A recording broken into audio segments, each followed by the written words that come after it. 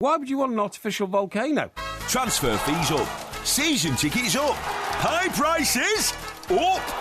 Why the bloomin' heck are you still up? Do you know what time it is? Topical sport and debate worth staying awake for. The Two Mics. All night long. On Talk Sport. All night long. Look at the lights. When you're lying in bed sometimes, you know, you hear voices yourself advising you... What? Why are you always bursting into laughter? Because nobody hears voices in their head. Of course they do. Unless they're a bit, a bit mad. Don't be ridiculous, you do. You hear voices in your head every night, do you? This is Talk Sport, and of course we are the Two Mics. It's time to say a very good morning and a very warm welcome to Mr. Mike, Porky, Parry, or the Porn-meister, as he's now known. Good morning. I'm sorry, what does that mean? The Porn-meister. Yes. This was one of the very brilliant names that was given to you during the course of the day. I mean, what are you up to? By one of our Twitter What followers. are you up to? I won. What am I up to? I won winners and losers. No, the result has been declared a draw. It's 50-50. Well, up until an hour before the voting closed, I was way ahead. I was 51-49 ahead. 51-49 is not way ahead. This morning I was 57-43 ahead at one stage. No, this morning I was 57-43 No, ahead. you weren't. No, you weren't. And then all of a sudden, you start recruiting all these young ladies of very dubious character. I've not recruited who are walking around the world with signs which say, vote Porky, vote often. Well, why would I recruit them? They are clearly women of ill repute in some cases. Yeah.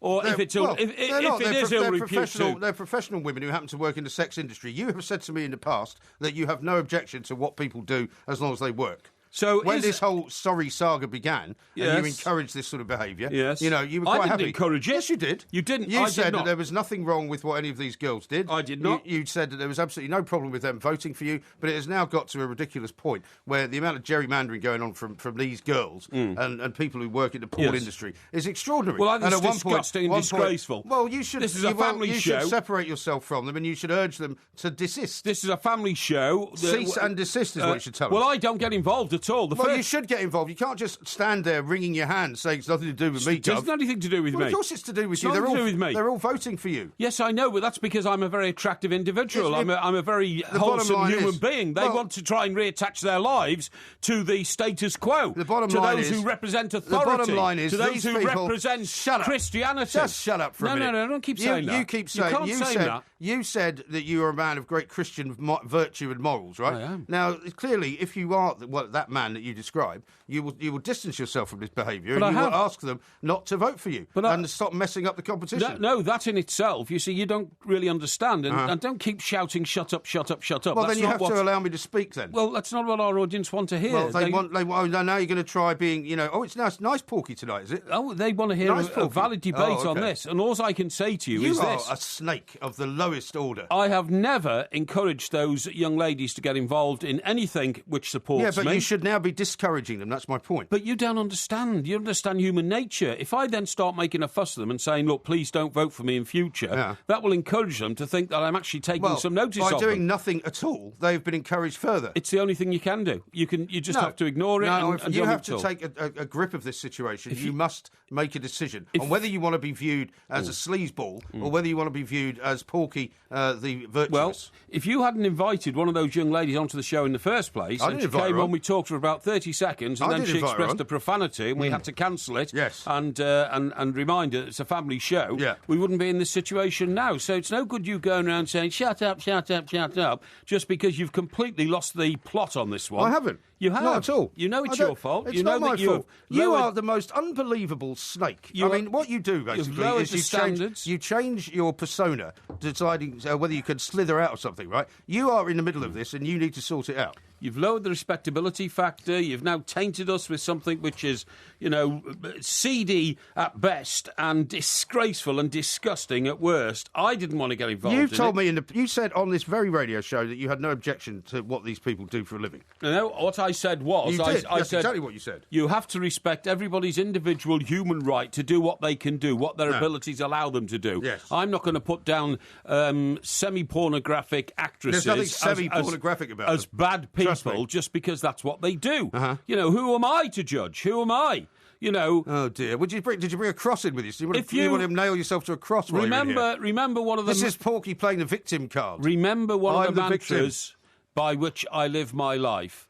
Judge and you will be judged. Do not judge, and you will not be judged. Right, okay, that's one of the mantras I live my life by. Okay, so we're not going to hear any judgments. So we're not going to hear any judgments from you today about, for example, filthy beggars on the street, or policemen who can't be bothered washing their cars, or people that you find that annoy you on the train. Don't misinterpret my moral standards with my views on other members of the human race. Why are you talking so slowly?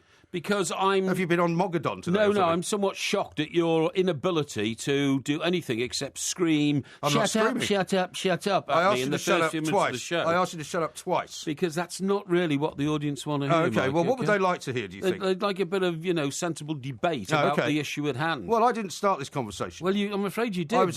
You asked me about why you were now known as the Porn-meister. Well, you called me the Porn-meister. I didn't call you that. The name was given to you. Well, another name that was given to you by one of our listeners was Man of the Peephole. How about that? Well, who first uttered the word Porn-master on the show tonight? Well, I did, because you asked me. You asked me to explain what it was. Exactly. I think that says it all. It was a name given to you, and I think it's a very appropriate name given what's been going on Twitter for the last 24 hours. Now, a month ago, I said the team to beat in the Premier League for the rest of the season is going to be Spurs. Okay, you had said that. I have said that, and I said they could easily win the Premier League. Well, not easily win the Premier League title, but they could win the Premier League title because they are so thoroughly disciplined under Mr. Pochettino. Yes. Now, everything I've said about Spurs has now come true. Has it? The bubble hasn't burst. Right. They haven't lost their ability or their will. Harry Kane is proving to be as formidable as ever. Yeah. And with Arsenal now, for some unknown reason, going absolutely flaky and having not scored a goal in their last three. They do that every season. In the last 3 games, what I want to know is there a realistic chance now of Spurs winning this Premier League title? And well, they've got to get past Leicester first. Well, of course they've also got a very realistic chance of winning it now. Except Leicester's 2 next away games are City and Arsenal, aren't they? Yeah, but I mean, they could beat Arsenal. Well, they could easily beat Arsenal, and they could easily beat City, to be honest. Well, they could, but will they? That's the question. Well, that is the question. That is the question. But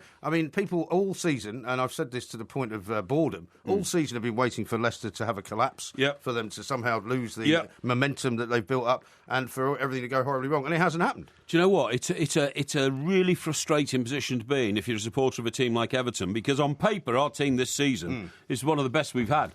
Since the mid-'80s when we were the best team in Europe, it's one of the best teams on paper we've had. Right. And yet we've not been able to spark and fizz like Spurs have. Because I would say, man for man, we're a better team than Spurs. It's just that Spurs have somehow pulled together their equivalent of the class of '92, and it looks like they're going to get better and better as the season goes on. Right. And it is frustrating because with Lukaku and Barkley and Stones and... do you think any of those players would get into the Spurs team? Yeah, of course they would. Who? Well, Lukaku would get into the Spurs team, wouldn't he? Alongside Harry Kane. You wouldn't have him instead of Harry Kane, would you? No, I don't think you would. But you could have him alongside. That's why Everton just gone out in the last few hours of the transfer window and bought themselves another dynamic striker. Got a £50 million strike force now, which is quite something. He's not going to play tonight, is he? No. He's not able to play tonight. Yeah, I think he's able, but I don't think he'll start him. He'll probably be on a bench or something like that. Wonder why Manchester United suddenly started performing like Manchester United again. Well, they scored 3 goals. Yeah, no. Extraordinary. Yeah, in fact, we had a tweet earlier from VHP who said, I suppose there's no chance of Gordon Hill being on the show tonight because that's right, played quite well. Yeah, he would be terrific. People are getting very suspicious of all these things. Now, we've got a lot of tweets to read out, which we will do. Here's one from Adrian. He says, Mr. Graham, please don't lose your temper with Mike Porky Purvey. He's the sole preserve of the whole nation. Of course I am, and it's a family show, and I don't like you, sort of insinuating that there is something seedy or mucky about our show. I fight so hard to maintain standards. No, but the problem is that there is a seediness associated with your voting, that is the problem. No, there isn't. And I think you need to stamp it out, and you need to make a firm decision on it now. I mean, it's so disgraceful calling me the Porn-meister. I just don't know what you're at, honestly. I've really got to... I didn't call you that. You did. No, I didn't. You did. The name was given to you by one of our Twitter followers. Really got to question the relationship. The Porn-meister, I think it's great. Much better than the Pork-meister. I think it's ludicrous, childish, seedy. This is a family show. Yeah, you are ludicrous, childish and seedy. This is Talk Sport. On DAB Digital Radio and 1089 and 1053 AM. A terrific performance. Turn of pace and eye for goal. Shout about it. Problem solved on the air. Now is your opportunity to do so. It certainly is. At the 2 mics, but you'll have to be good in order to slip in under the wire. I forgot to talk to the audience extensively about it today because I was so worried about the gerrymandering of the vote. Oh, I was busy. What were you doing? Busy all day. Doing what? What were you doing tonight, by the way? I was at a concert. Whose concert? I was at Marian Faithful's show. This is the evening of Don't the ruin day. my memory, please. Don't ruin my memory. Why do you go and watch some washed-up, decrepit old rock star on stage? Because she's a very iconic figure. Yeah, and the show was brilliant. And one of the things that she did was, very, very cleverly, was that she sat down in between songs and told a little story. Yes. Talked about how the song was written, who wrote it. Talk about Mick Jagger? Not really, no. Yeah. But I mean, when she sang, for example, "As Tears Go By," she introduced it and said, "This is one of my favourite songs written by Mick and Keith." She didn't go into, but she's a very entertaining woman, and so it wasn't just the concept. What's that other great iconic song she's got? It's another one about children, isn't it? About children. Yeah, something. What is it called? Hang on, I can hum it in my head now. I'll think about it in a minute. Anyway, look, what I was going to say to you was, in the 70s, when I was head of the Birmingham Evening Mail London office, right, I used to deal with all sorts How many people were in the office? Many. How many? I can't... How many? Well, I can't count. It was on 3 floors. But you weren't in charge of it then? I was. No, you weren't. There were many aspects of what I had to do. Yeah. Not just news reporting, not just political down you in the were running Commons. the office as well? Oh, yeah, not just the High Court. You were not running the office. And the Old Bailey. Well, didn't they have a political correspondent? Yes, but I used to be backup political correspondent on a busy day. In addition to running the office? Yes, that's right. And so anyway, one time, there was some great scandal involving, what's her name again? Marian Faithful. And I was told to, flush her out and, find out what's going on. Using my rat-like cunning, I tracked her down to a squat. Oh, did you? In the King's Road in Chelsea. Yeah. In fact, it was just off the King's Road. It was the same road, funnily enough, where eventually Mrs Thatcher lived. Oh, really? With Dennis, yeah. Oh, what, Eaton Square? No, not Eaton Square. It's a road going down to the river off the King's Road. Oh, okay. She lived in Eaton Square.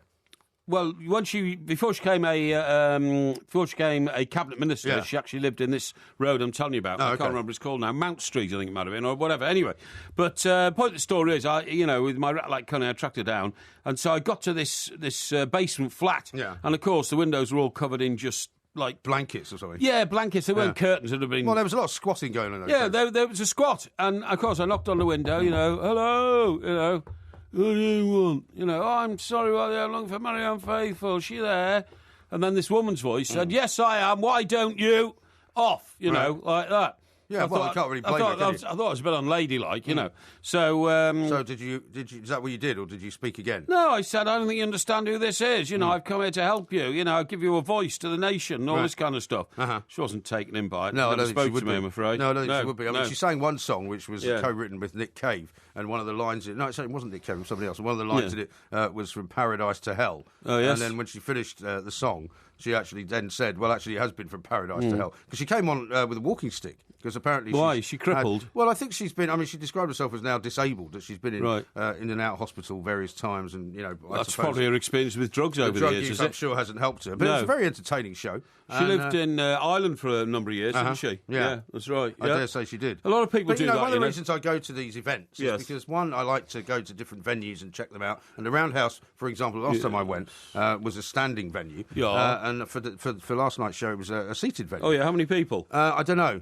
I counted. It looked like it could have been as many as 1,000, maybe. Oh, really? I mean, it was quite big. Not bad, yeah. And it's a great place to see people. And I just, I don't just like to kind of confine myself to coming in here every night and talking to you. I like to experience other things. Well, I know that you don't like to do that. No, I have a more dedicated view of life. Really? I believe that you have to work, a good 6 hours prior to us coming on air, just to make sure that I've got everything sorted. You work for 6 hours before you come in here, and I would say so. And the result is what we hear. Yeah, I would say so. I think you better work for. I think you better work for 12 hours. No. I'm not sure you've got enough preparation. I think you'll find that I'm usually well briefed on what's been going on in the world. Really? For instance, you won't have seen any football tonight, will you? No, I've seen all the highlights though. Seen all the highlights. I see that's your shortened version of. No, it's not. I've seen all the highlights. Well, you can't watch all the games live, can you?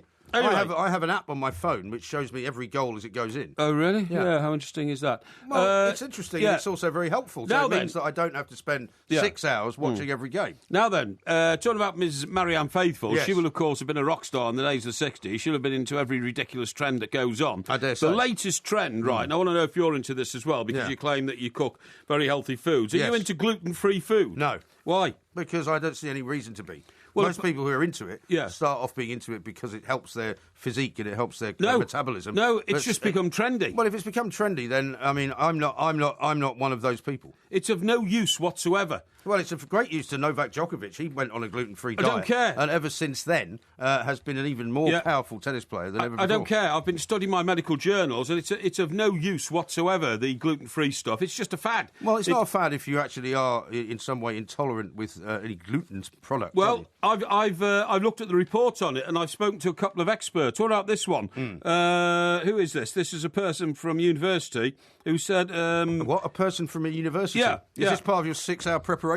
Yes, it is, yeah. Right. What's his name? After each week on the differing diets, the people who were asked to take the gluten-free food returned to the researchers to check any changes in gut inflammation and to complete a time trial on the laboratory bikes. The results showed no difference. Bikes. Yeah, laboratory bikes. That's a rather unfortunate phrase. Yeah, it is, yeah. The results showed no differences in performance on the bike or in intestinal inflammatory markers. Right. Even the participants who had competed showed no variation in mood or digestive distress, whether they'd eaten gluten or not. Right. Basically, it's of so little value. Yeah, but surely it's valuable to people who can't eat gluten. That's my point. No, it's a choice to eat gluten or not. It doesn't give you any problems when you eat it. That's not true. No, it doesn't. It doesn't give any problems. Rubbish. No. That is absolute rubbish. No, it's not. There are many people, not a million miles away from where we're sitting, who are gluten intolerant. Right. Here, Steve Mellor, the director of Freedom to Train, which is like... Freedom to Train? Yeah, it's a gym based on medical science, right, based at Claridge's in London. Right. Claridge's is where posh people go. It's a hotel. Yeah, okay. Claridge's Hotel. Yeah, it's a posh and a bar. I go in the bar there it's a sometimes. hotel. Claridge's Hotel is what it's known as. Yeah, Claridge's bar is very nice. You've probably never been in there, have you? I don't think I have, actually. No, of course not, no. How much is it for a bottle of wine? 57 quid? I have no idea. What did you pay when you were there? Look, can you just shut up for a minute? Well, you introduced the place. Right. Why don't you talk so about what I'm saying is... these guys say that people are blaming gluten for symptoms when it's not the underlying cause. He says, quote, it's trendy and cool, so people jump on the bandwagon. Who is this guy at Claridge's? Steve Mellor. Yeah, but who is he, though? Director, I've told you, of their gym, Freedom to Train, right? So he's from Claridge's gym, yes, and he's an expert on gluten intolerance. Yes, that's right. I see. He says there's lots of research that suggests that people are self-diagnosing gluten intolerances or sensitivities. It's not the epidemic that people perceive, but an industry of gluten haters is being fueled by... Gluten haters? Yeah, that's right, yeah. Well, why would you hate gluten? It's being fueled by overzealous self-diagnosis regarding some generic symptoms, and celebrities are endorsing gluten-free diets. Well, listen, normally I would say that just because some celebrity endorses a diet, you shouldn't follow it. Exactly. But I genuinely know people who are gluten intolerant, and so they don't eat food with any gluten in it. Yeah. Here, listen to this. This is even better. Sorry for interrupting. No. Hannah Sheridan, a sports nutritionist. Who? Hannah Sheridan, right. Sports nutritionist at the University of Birmingham. That's near the University of Nottingham. How near? Well, not on the other side of the Midlands. High Performance Centre. She says there is this widespread belief that GI discomfort, that's gluten intolerance discomfort, and bloating is caused by gluten. But it appears that other nutrients in gluten-rich foods are more likely responsible for gluten-intolerant symptoms, not gluten itself.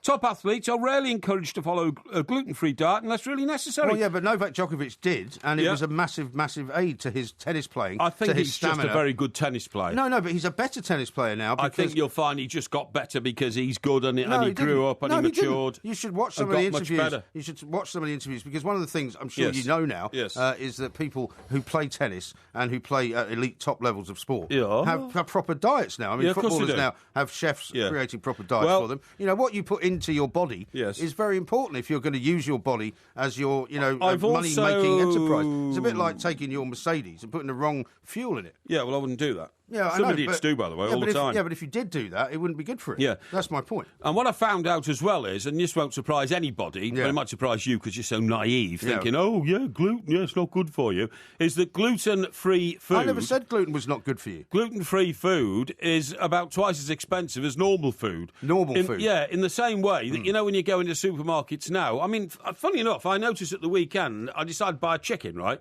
Did you? So there's a range of chickens, in Asda. What sort of chicken did you buy? I bought chicken in Asda. What do you mean, what sort of chicken did I buy? A chicken's a chicken. Well, no, chicken is not a chicken, actually. It is. Was it a battery-reared chicken? Was it a free-range chicken? I'm about to tell you. Was it a chicken with the skin still on? Was it a chicken cut into pieces? Was it a chicken Kiev? This is a chicken wrapped in, what's it called? Plastic. How unusual. Yeah. Well, no, you just said chicken Kiev. Chicken Kiev is a dish. It's not a chicken. Well, it's got chicken in it. I know, you idiot, but this is a proper chicken, right? A proper chicken. And it's on a row, and I got the extra large one, because I thought, well, that'll last for a couple of days. Because it lasts for a couple of days. Why? So... Why don't you get a small chicken? I didn't want a small chicken. Right. Small chickens don't have enough meat on them. Did it still have the giblets in? No, it didn't. No, giblet free. I don't like giblets. Was it free range? Free range, it was. Was it corn-fed? It was corn-fed, free range. Right. Okay. How much was it? It was about £8.50, I think. Right, okay. Yeah. Anyway, so there's that chicken. And then I sort of looked at the rack of chickens and I thought, oh, that one looks nice. But the one I was looking at was £12.50. Right. And I thought, why is that £12.50? Do you know why? It was organic. It was organic. Yeah. Absolutely right. Well, it's better for you, probably. Well, who says it's better for you? It's just another trendy food thing. Oh, let's have an organic chicken. No, it tastes better. Oh, and then when you're eating it, you go, by the time this organic chicken tastes so brilliantly good. By the time you finish boiling the chicken, you might as well have bought one of the battery-reared ones for £3. I roast my chicken. You roasted it? In my roasting pan? Well, in my roasting dish. Roasting dish? In my roasting dish, which I lined, by the way, with silver foil. Did you? And then put the chicken in. And what did you put inside the chicken? I didn't put anything inside the chicken. No, of course not. Well, you didn't put anything inside the cavity? No, I didn't want to. I like lean... So you just put the chicken in on its own? Of course I did, yeah. Did you put any kind of glaze on the skin? What I did is I brushed it with sunflower oil. Really? Yeah. Wow. And that's quite imaginative for you. Also, I then... Have you got a little pastry brush then? Yes, I have, yeah. Have you? And I also then showered it with... Showered it? Showered it with my favourite... what's it called? My favourite, what's it called? You know. What, magnesium? No, you idiot. The, iron ore? No, you fool. The green stuff. Tin oxide? No, what's it called when you get those rack of things? No, it wasn't thyme. Basil. Basil? Yeah. What's it called? Basil. What's basil called? It's, It's not a mineral, is it? It's a herb. A herb, that's right. My favourite herb, which is basil. I showered that all over the top. Showered it? That's stuck into the sunflower oil. And it Salt and pepper? Well, no, hang on. This is for cooking it. So by the time salt and pepper on it as well. No, I didn't. No, I do that when I put it on the plate. And then when it came out, it was lovely encrusted in all this basil. See, so it was great. Right. Terrific, really terrific. So you literally made a herb crust. Herb crust, yes, absolutely. And what accompaniments did you have with the chicken? What did I have? Boiled potatoes. Yes, I did. Boiled baby potatoes, mushrooms. Boiled mushrooms, and I used the juices from the chicken to make the gravy. Did you? How about that? Very good. Yeah. Well done. And carrots, cauliflower. Boiled? Yes. Carrots, cauliflower, and broccoli. Boiled. How about that? Yeah, of course, yeah. You made all this for yourself when? On Sunday? On Sunday. What? This is in addition to going to Wetherspoons before lunch. Yes. In addition to watching Everton playing at 1:30. Yes. In addition to taking the car out. Yes. You also made Sunday roast. Yes, indeed. Blimey. Busy little bee. No, but hang on, because I've got such an efficient oven. I don't believe it. It's called, it's one of those really modern ovens that it bakes from the back as well as the front and all this kind of stuff. Bakes from the back? Yeah, you know what it's called. You know, it's got some like fast. Seen the time, by the way. Fan assisted oven. Fan assisted oven. It means I can stick that in for an hour and a quarter exactly, and then go about my day without worrying about it. Oh, I see. So you go out if you put it in the oven? Yeah, I do, yeah. That's dangerous. You shouldn't do that. No, I'll have thought if I dropped dead, if I ever dropped dead, would the house blow up eventually because I would overcook the chicken? Yeah, but you just in case you might get delayed, you shouldn't leave the thing I don't get delayed. I organise my life properly. Don't worry about that. All right, well, I don't worry about it. My car won't break down. The time is of the essence right now, so we are going to be doing lots more coming up. We're going to be talking to Spencer Pryor very shortly. This is TalkSport. Every training night, under floodlight, you give your all for the team. In driving rain and wind-lashed pain, pushing your limits to the extreme. Ice-cold, storm-soaked beneath clouded dungeon dark skies. Muscles ache as you strive to make personal victory your prize. So before you get started, to strive for your targets uncharted, and you leave your warm confines, make sure you're ready with the big man's food. A hot bowl of Big Soup from Heinz. With a big range of delicious chunky flavours, Heinz Big Soups are the great tasting way to set yourself up for the training routine that'll leave you feeling like the big man. If you've got a healthy appetite and you're looking for no-nonsense hearty flavours, every Heinz Big Soup is packed full of chunky vegetables. Ideal for tackling even the biggest of hungers. So when you head out to give it your all, make sure you're ready to go big. With Heinz Big Soup. Heinz Big Soup. Go big or go hungry. I know. The state pension is changing. I know. How much you get will still depend on your national insurance record. And don't forget you may still have a private pension to consider too. I know. I'll be able to see how much I'm likely to receive and understand what I can do to improve my state pension. I know. If you reach state pension age on or after the 6th of April 2016, you'll be part of the new scheme. Make sure you know the facts about the new state pension. Visit gov.uk/yourstatepension for more information. Bienvenue au weekend sports breakfast avec Michelle Quinn and Georgie Bingham, Sir Talk Sport with Benno Vance. It's the breakfast show that cooks up a souffle of sport and a pan au chocolat of pre-match build-up every Saturday and Sunday morning on Talk Sport. The hors d'oeuvre to another big weekend feast of football. Hey, La, does anyone know the French for meat pie? The Weekend Sports Breakfast with Mickey Quinn and Georgie Bingham. Saturday and Sunday mornings from 7 on Talk Sport with Benno Vance. 4 years warranty and roadside assistance as standard. Ooh la la. All the other patients say they've never seen a man with such faith. Tell me, Sister Morphe, when are you coming round again? Fantastic song, that. It's one of my favourite Rolling Stones songs. And who is that? Who do you think it is? So is that the sort of smoke-induced voice now of Marian Faithful? Yeah, it is Marian Faithful. That's Marian Faithful. What's that song called? Sister Morphine. Sister Morphine, OK. It's on Sticky Fingers. Sticky Fingers, yeah, the album, yeah. Who sung it on Sticky Fingers? Jagger. Oh, well, there you go, you see. She's just... well, she co-wrote the song with him. Oh, well, co-wrote. I mean, if you look at some of the titles of John Lennon's songs, apparently Yoko Ono co-wrote some of the songs. She probably did. Well, she did she? I mean, I'm not being rude and all that. But, well, because... These guys get so besotted with their paramours and all that. They put the name on the song and all that kind of stuff. But Yoko Ono had her own band. Yoko Ono composed her own music. No, she didn't actually. It was the Yoko Ono band was John Lennon and the Plastic Ono band. Plastic Ono band. No, but that was before and a few him, hired hands. You know what I mean? That's about it, really. I think you're being very disingenuous. Well, I'm not trying to be, but I think you are. I mean, you called her decrepit at the top of the show, which I'd quite like you to withdraw because that's a very nasty way to refer to an older woman. Well, no, it's not really. You did. I'm referring to an older rock star who has had such a life of debauchery. Do you know what she was drinking on stage? Oh, water, I suppose.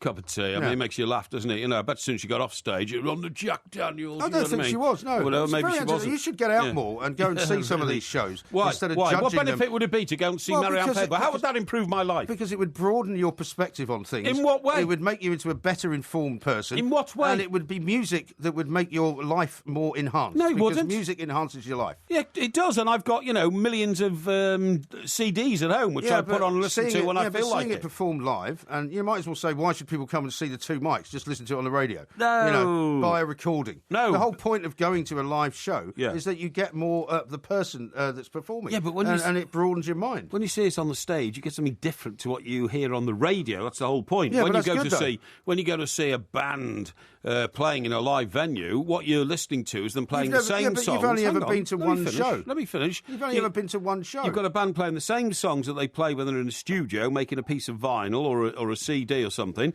but the sound reproduction is about 50% poorer than it is on your disc. That was once true, but not anymore. Oh, well, I think it is true. No, because the sound systems now in theatres are brilliant. Now, let me read you this from Steve, a Crystal Palace fan. Okay. It's not really an Ask Porky, but he says, my name is Steve, but everyone calls me Snowy. Snowy.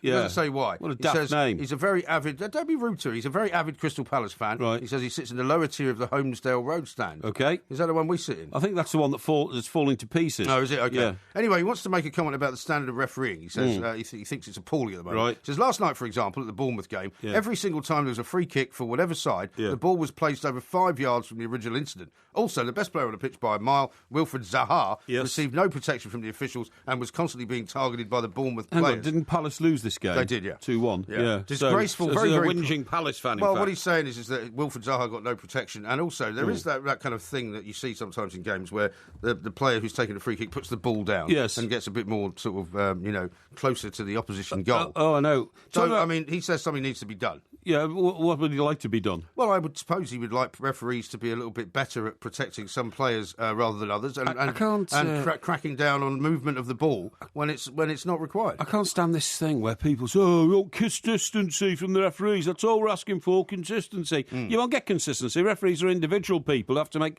split-second decisions. Talking about Wilfried Zaha. So you've got nothing to help him here. You can't help me, I'm afraid. Snow, I'd love to help you, mate, and I'm going to be down at the Palace with old MG here in a few weeks' time when Everton arrive. So, hey, where are we going now? We're going to the Palace. Yeah, when are we going now? It's April, I think. Is it? Or is it March? March or April? When are you going to tell me these dates? I think it's April. I've already asked you about the Bournemouth date, and you still can't give it to me. Well, I can't because they haven't decided on what day the game's going to be played. Why can't you give me this date, then? February 21 to 22 is Bournemouth. Yeah. This one is like April. But I'll tell you after the show. Don't worry about it. It's so far away, you don't need to worry. No, but I need to plan. I've got responsibilities. Oh, you've got nothing to do at weekends except get bladderated. That's not true. I've got 2 young children that I have to squire around and entertain and cook for and take places and generally love. I know that's an alien concept to you. Yeah, OK, yeah, well, I believe all that. Yeah. Now, what I was going to say was, Wilfried Zaha, do you remember about a week ago, I said Wilfried Zaha gets his hair cut every day? Yeah. Well, I was listening to young Paul today, who wasn't with Andy. Paul who? Paul Hawksby. Oh, yeah. He's with, I'm not sure who was with Max, was it? No, it wasn't with Max, no. It was Sam Delaney, I think. Oh, was it? OK, yeah fine. And they, you know, actually focused on this, on the basis that anybody who's obsessed enough to get their haircuts every day doesn't have much of a life, or haven't they got other things to think about, professional footballers? Like, well, I mean, I don't know. I suppose if reaching a peak of sort of fitness every day after they come off the training field. Well, yeah, but I don't know. I mean, does somebody come around to his house and do it? I don't know. Because if that's the case, wasn't sort of made clear. If that's the case, then I suppose it would only take about half an hour out of your day. Yeah, now no big deal. Yeah, listen about this. I've just seen this. Right, Raheem Sterling. Okay, now the man who still is stuck on 5 Premier League goals, and of course I said he wouldn't score any more. Right? No, you said he wouldn't score 5. Eh? You've already lost the bet. You said he wouldn't score 5. I didn't. I said. Please don't ask me to look for the tweet. Anyway, look. All I was going to say to you is this. Now, you made fun of my new headphones, right? What are they called? When? Well, they're not new anymore. No, when I got days ago. Yeah, Sennheiser or something. What are they called? Sennheiser. I've taken them off. Sorry. I made fun of your faux leather pouch. Is it Sennheiser? Yes. Look, Sennheiser. It's big enough on the top. It's written Sennheiser, right? Well, how can you not know that? Now, listen. There could be a future in this. What? Raheem Sterling, who's having an impressive season with Manchester City. This is written by Economist in tomorrow morning's papers, right? Is close to agreeing a big endorsement deal with the headphone firm Beats by Dr. Dre. Beats, well, indeed. Right? Yeah. Right. So, what's your point? It says... Well, I'm just thinking about, shouldn't we ring up old Beats Dre. and Dr. Dre? Ring him up. Yeah, give him a call. Hey, Doc, give him a call. Doc, what's going on, man? No, if you give us a good enough offer, we might just think about, reshooting our I don't think he'd be taking a call from you at this moment in time. Why not? Because he doesn't know who you are, and you're not a footballer. Well, so you're not going to sell any headphones on his behalf, are you? Well, hang on. I have headphones on my head for an awful lot longer each day than Raheem Sterling does. I don't think unless that's the boy spends 3 or 4 hours listening to music every day. Well, he probably does. Well, maybe he does. He probably does. Yeah, but I think that's... and also, he appears in newspapers. That's good. He appears in newspapers and on the internet wearing said headphones. So, therefore, gets lots of publicity for the company. Yeah, but I mean... you wearing them in a dark room doesn't really help him. No, but I could always be sneaky about it, couldn't I? I could say... that's not like you. I could come in, and as we start the show, I could say, the beat is on the street. Well, you could say that. I wouldn't put that in the sort of in the original Gambit conversation. The beat is on. Yeah. Now, how about this? Or I could come in and I could say, "What's up, Doc?" Yeah, you could say, "Dre." Yeah.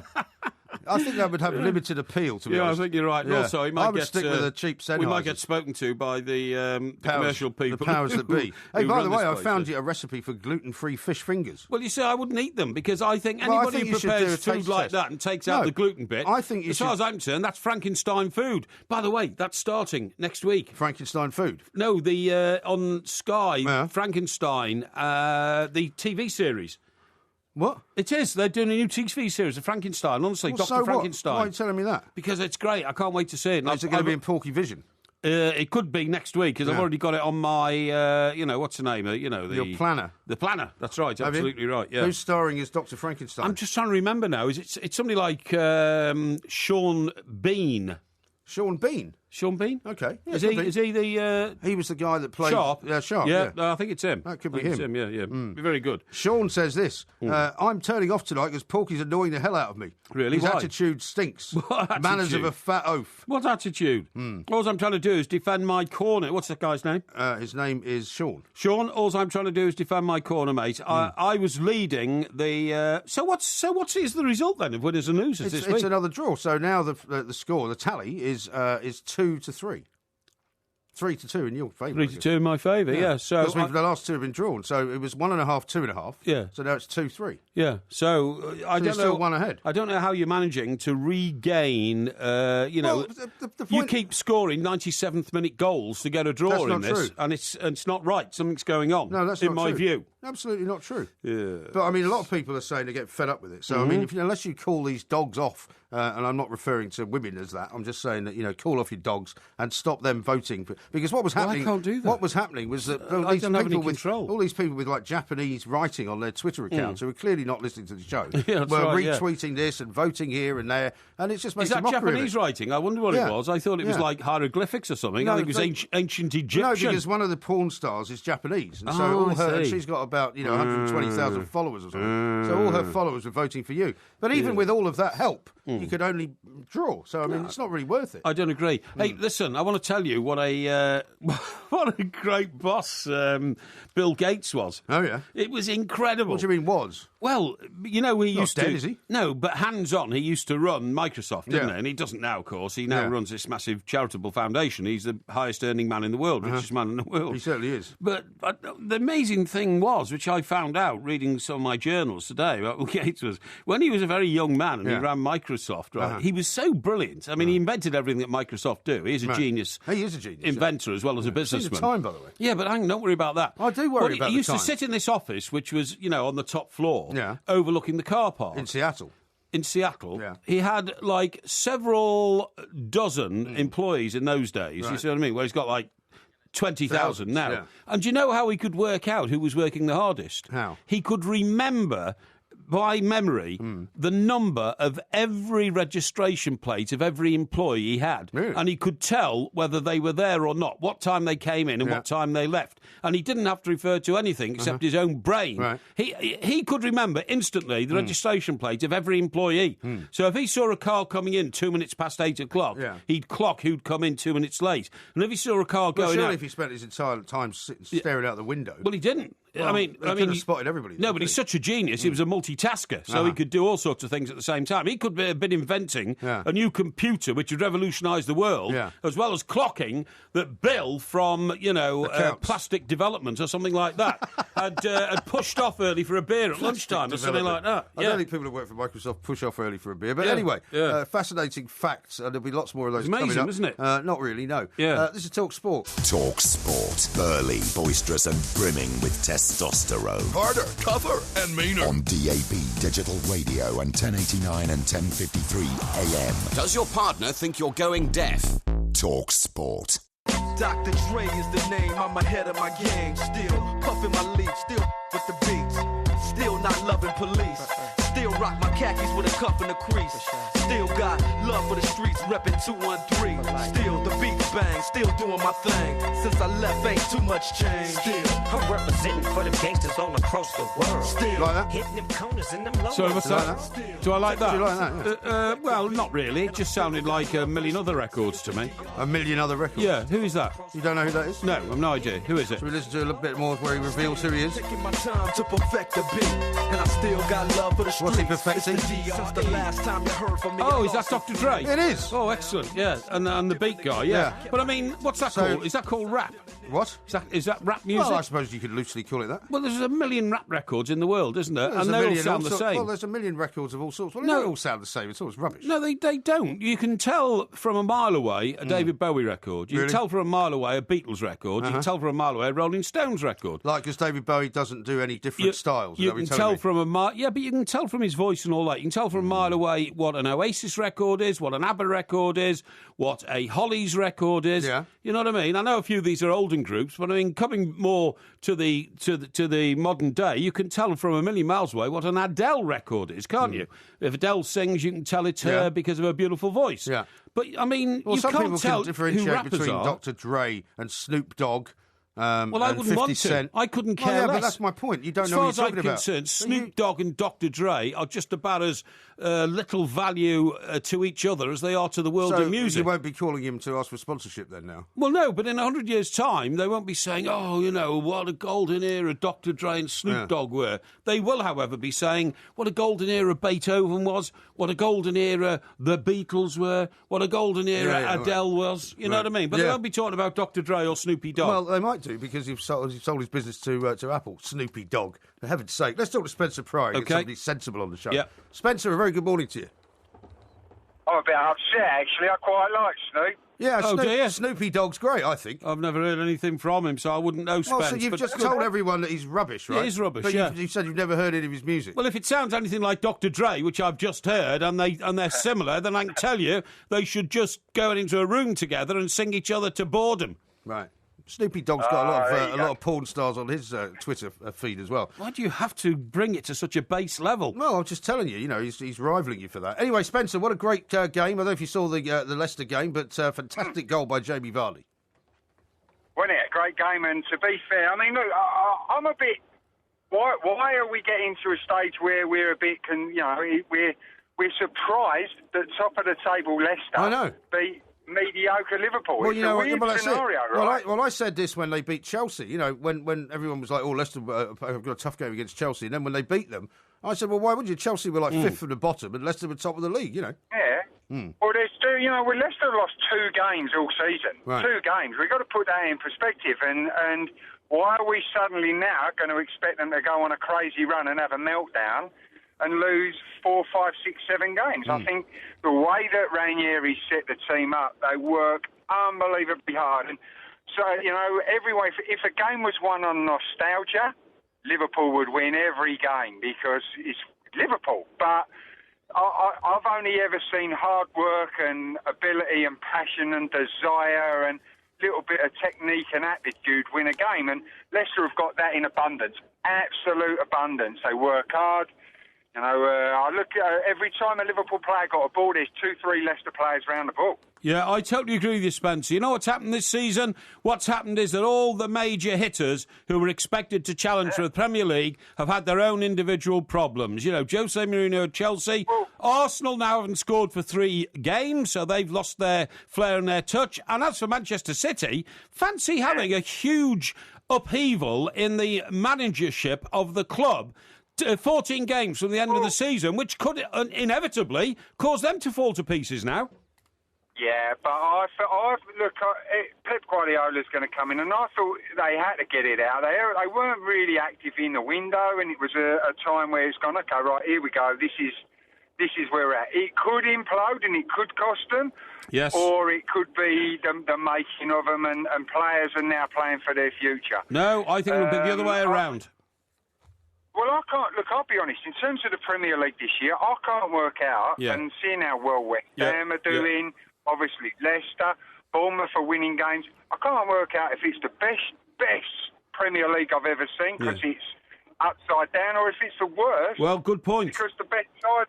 I'm a bit topsy-turvy with this. I'm sure from a national team perspective... we're looking and going, well, we would want the biggest and best teams to be the most successful. But it's a very interesting space this year, very, very interesting league. It is, and as you quite rightly say, with just 14 games to go, who's to say that Leicester can't hang on? Their next 2 games are crucial, Spencer. Well, you said they couldn't hang on a few weeks ago. Well, I didn't say that. Did. No, I didn't. You did so. You said they couldn't win the league. They're away at Arsenal and away at Manchester City. Now, if in 2 games' time... they have got over those 2 hurdles without being obliterated. Even if they lose one and draw the other, they have then got a 12-game run into the Premier League title, which is amazing. Yeah, they're not going to get obliterated because of the style of game and the way that they play. I think the game against Man City will be tougher than the game against Arsenal because of the firepower that Man City have. I think it's a bit more than the Arsenal's. However, don't you think, Spencer, though, don't you think that there might be a little kind of wrinkle in the Manchester City dressing room because of the fact that now they know the manager's leaving? I don't know. If there was going to be any sort of hangover from the news that came out deadline day, we would have seen it in action against Sunderland. And it wasn't a pretty win, but the players dug in and they did get a win. The players still want to be successful. They still want to win trophies, and whether there's going to be whether they're just going, well, I'm not going to listen to Pellegrini anymore because he's got, you're not influencing whether I stay here or not. I still think there's people within the group that will be looking at the players' attitude and how they respond to the news, whether they'll still be around next year under Pep. And I'm sure he'll want to bring his own players in. But, well, he will. You see, Spencer, that is the very point you've made. Isn't it going to unsettle them a little bit, right? Exactly. It's the very point you've made. So Pep Guardiola's coming, and everybody's saying, who's going to come with him? Is Lionel Messi going to come with him? Well, probably not. But there are other Barcelona players who could come, and any Barcelona player who comes with Pep Guardiola, Neymar, is certainly high on the list.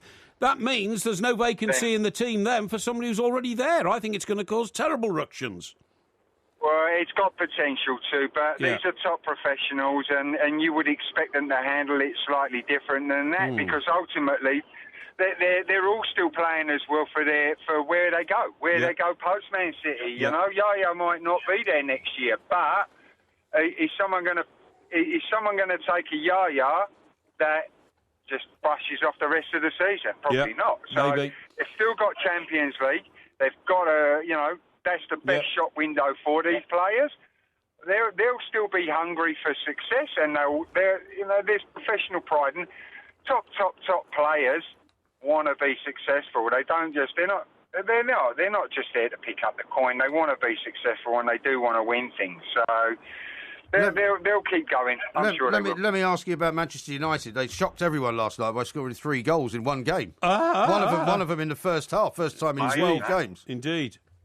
What's happening? Yeah, and look, that was crucial for them to win that, to keep them in touch with the top 5.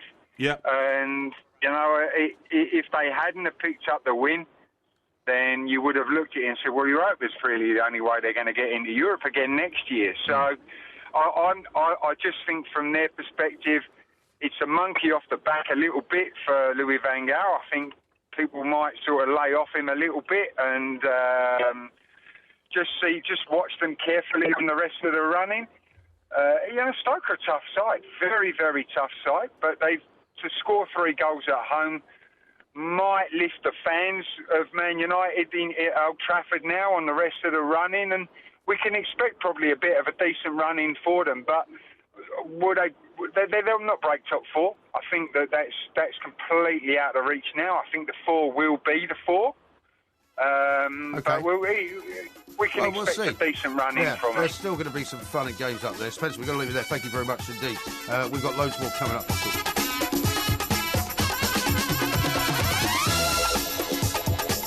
This is TalkSport. We are the 2 mics, and of course, Ask Porky coming up a little bit later on. We've already got loads of questions, but if there's something really nagging at you, some dilemma that you have been unable to solve or decide upon, this is the time to sort it all out. And if it's a good one, we'll read it out and it certainly get is. you an answer live on air. Here's one from Stoney, who says, Snoop Dogg and Dr. Dre are 2 of the biggest rappers ever, and we remembered for eons.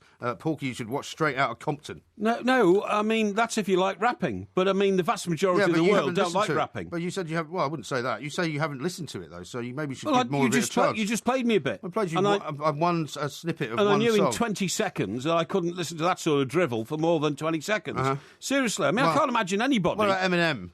Eminem? Yeah. Do you mean Eminem? Yeah. The guy used to wield a chainsaw on stage. That's the guy. Know what you're talking about? Yeah, he was a rapper. Well, yeah, but he developed into something else. Have you ever listened to any of his lyrics, though? No, but he developed into something else. He wasn't a pure rapper, was he? He did actually make some quite good music. Well, his music was described as rap music. He no, was the only wasn't white rap rapper music. in America. It wasn't rap music because he sung with Kylie Minogue, and Kylie Minogue is not a rapper, okay? No, she's not a rapper. Right. Well, a lot of rap stars play songs and record songs. Yeah, but rap itself is drivel. What song did he do with Kylie Minogue, anyway? He did a song on stage when he handled her posterior. Are you talking about Robbie Williams, aren't you? No, I'm talking about Eminem. Are you sure? No, maybe I'm talking about some other guy. No, it is Eminem. No, I'm I sure don't think it was. so. I think it was Eminem. No, I don't think he did anything with Kylie Minogue. No, who was the other guy then who's, mega famous in America? You're talking about Robin Thicke, the Blurred Lines guy? No, I'm not. No. I'm pretty sure I'm talking about Eminem. What's his real name? What's Eminem's real name? I don't think you're right. What's Eminem's real name? Marshall Mathers, is it? Is it? I don't know. Anyway, look, the point I'm making is this. Yeah. Rap music is rubbish, except to a very small clique of youngsters aged between about 14 and 17. That's not true. The rest of it's drivel. It's a massive business. It's a massive business. Well, it's a massive business. Multi-billions. Nico says this. Yeah. Dr. Dre came out in 1999. Yeah. Still, and it's one of the most recognisable rap songs out there. It stood the test of time. Yeah, OK, fine. But, I mean, what I would say to that is I would say that who was the Jamaican guy, the best ever... You're thinking of Bob Marley? Yeah, the best ever Rastafarian singer in the world. Reggae, yeah. The best ever reggae singer in the world. No woman, no crime. Bob Marley and the Wailers. No woman, no crime. Now... I didn't particularly like that sort of music, but I appreciated the genius of it, and that will hold the test of time for two reasons. If I told you how rich Dr. Dre was, would you be more impressed? Oh, I think he's worth $100 million, isn't he? $700 million. $700 million, yeah. Well, good luck to him. I'm very pleased for people who make a success of their lives. All I'm saying is that actually he found a niche market there. It's not a niche market. He exploited it. Good for him. You don't make $700 million in a niche market. No, of course you do. Rubbish. Yeah, of course you do. And, by the way, I told you about Bill Gates. Yes. I mean, he was such a driven businessman. His wife, his wife told him if he didn't stop working every day, she didn't want to marry him. Right. And for the first time in his life, when they got married, he had to take a holiday. It's called the honeymoon. You know what I mean? Right. He found it a very, very strange experience. But now he spends more time in his foundation, I think, than he does actually on the business. But what I was going to say is these guys who are computer genii, they're all very odd. I mean, for instance, if I was, in my journals, I was, very odd. I mean, they're genius and they're brilliant and they're very wealthy and all that. But Mark Zuckerberg... Yeah. Now, he's the guy who runs Facebook, is that right? That's right, correct. Right. Now, did you know, and this is absolutely true, because I actually practice this myself, he has got a wardrobe full of identical clothes. Yeah. Did you know that? I bet they're better than the ones in your wardrobe. No? Did you know that? No, I didn't know that. Yeah, well, I'm going to show you a picture now, right? Do you know what he says? What the guy is such a genius. I don't know what he says, no. The guy is such a genius, he says, I haven't got time to use mental energy in the morning deciding on what to wear. Yeah. So when I slide back the door of my wardrobe, all the clothes in there are exactly the same. How boring is that? I'm going to show you a picture. How boring is that? Yeah. No, don't you think I think that's remarkable. I think the discipline that man has in his life. So I think it's brilliant. That's not discipline, is it? That's just a lack of imagination. No, it's not. It's brilliant. He gets up in the morning, he's focused completely on his business and on the things that matter in life. What he doesn't want to focus on... How long does it take to figure out which shirt you're going to wear? Well, it could take me 20 minutes sometimes because I decide on one. How long does it take you to pick that one? Then I try... Sorry? How long did it take you to pick that one? Did you get dressed in the dark? About 10 minutes. Don't be ridiculous. What, 10 minutes to decide which shirt to wear? Yeah, this is a polo shirt. I decided... I've got about 12 polo shirts. 12? Of different shades. Right. So why did you decide on that one, then? It suited the trousers that I eventually chose. You always wear the same colour trousers, apart from the purple ones you wear on stage. Well, I don't wear purple ones, You had purple trousers on in Birmingham again. Don't be ridiculous. Yes, you did. Can I just tell you about this guy Zuckerberg? Yeah, go on. I want to make it clear... my life... sorry. I really want to clear my life to make it so that I have to make as few decisions as possible about anything except how to best serve the community. Right. OK? So he says he's a pared-down version of the approach favoured by President Obama, who told Vanity Fair he sticks to grey or blue work suits because it helps him to focus decision-making energy. Yeah. But Zuckerberg's taking what it about much when further. he's not working, though? Eh? What about when he's not working? He's never not working. That's the point. He wears the same clothes, or same shirt, the same trousers in terms of colour and style every day of his life. What he wears is he opened his wardrobe to show a neatly hung row of 9 identical medium grey T-shirts and 7 matching hooded sweatshirts in a darker shade of grey. OK, if Johnny Cash was the man in black, Mark Zuckerberg, I beg your pardon, is the guy in grey. Well, he'll have to change that when he gets a bit older, when he can't really wear hoodies and T-shirts. He has to actually think about it. He says, I don't want to waste mental energy on choosing what to wear. Yeah. I could be thinking about how to improve the social network that we invented. Yeah, but so the reason for you doing it is what? Because you don't do anything for the community. So what's the reason that you try to reduce the amount of time that you choose your clothing? Well, because I've got other things to do. Like what? We've all got other things to do. Well, yeah, but you're not trying to focus all your energy on helping the community, are you? Yes, I like helping the community. Really? I do. What have you done today for that? To help the community? Yeah. I think you'll find I did get involved in a bit of a litter clear-up today. Litter? Yes. What, personally, on your own or with other people? Yes. Do you know what happens? Because it's Tuesdays, right? The bin men come. Uh-huh. Now, the bin men? Yeah, the bin men. There's about 6 different trucks go up and down the road. Picking up different bins, some of them. I'll tell you what, I've noticed that when I was driving out of here yesterday morning, there's about 4 different bin lorries, running up and down this street. That's right, and they're getting bigger as well, massive. They're getting bigger, and they pick up different sort of bins. Why can't they just have one for the whole lot? Well, because in this street, for instance, you'll have industrial bins, which are huge ones, which have to be lifted at the back of the lorries. Why do you have industrial bins in your street? Well, because there's businesses, isn't there? Like you live in a street of businesses? I thought you lived in leafy stockbroker belt. Yes, I do, but there's a couple of factories there. No, there's no factories. No, I'm talking about this street. I wasn't talking about my street. This street. You said because the lorries are so big. Yeah. Now, in my street, for instance, you've got some communal bins, right? You also have dwellings, which have individual bins. Yeah. Blue, red, purple, you name it. They're all lined up outside. Yeah, but they do all those on different days, don't they? No, they do them all on the same day. This is the point I'm making. But what happens is the street is always spectacularly clean. I make sure it is, okay?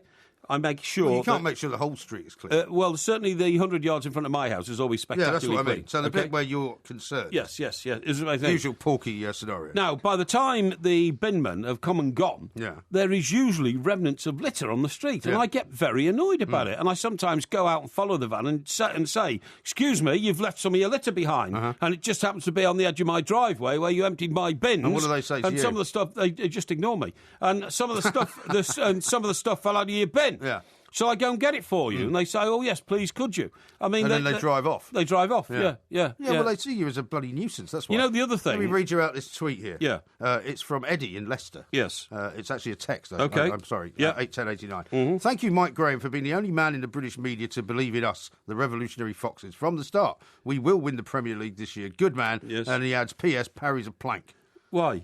Well, because you didn't say that. Well, I've just said tonight, haven't I, with 14 games to go, you simply can't write them off. It's easy to say it now. Now, what I was going to tell you about is, did you know there's a row going on Merseyside about the price of tickets? There is, yeah. Apparently Liverpool's the newsstand, they're going to cost about 77 quid, the most expensive ticket to see a game. But presumably that's because that's aimed at what we are now calling Premier League sort of tourists. Well, you see, I don't understand this row about tickets. My ticket at Everton... season ticket is £1,800, right, and that's £1,500 plus VAT. So what does that work out per game then? Well, is that just for the Premier League, or?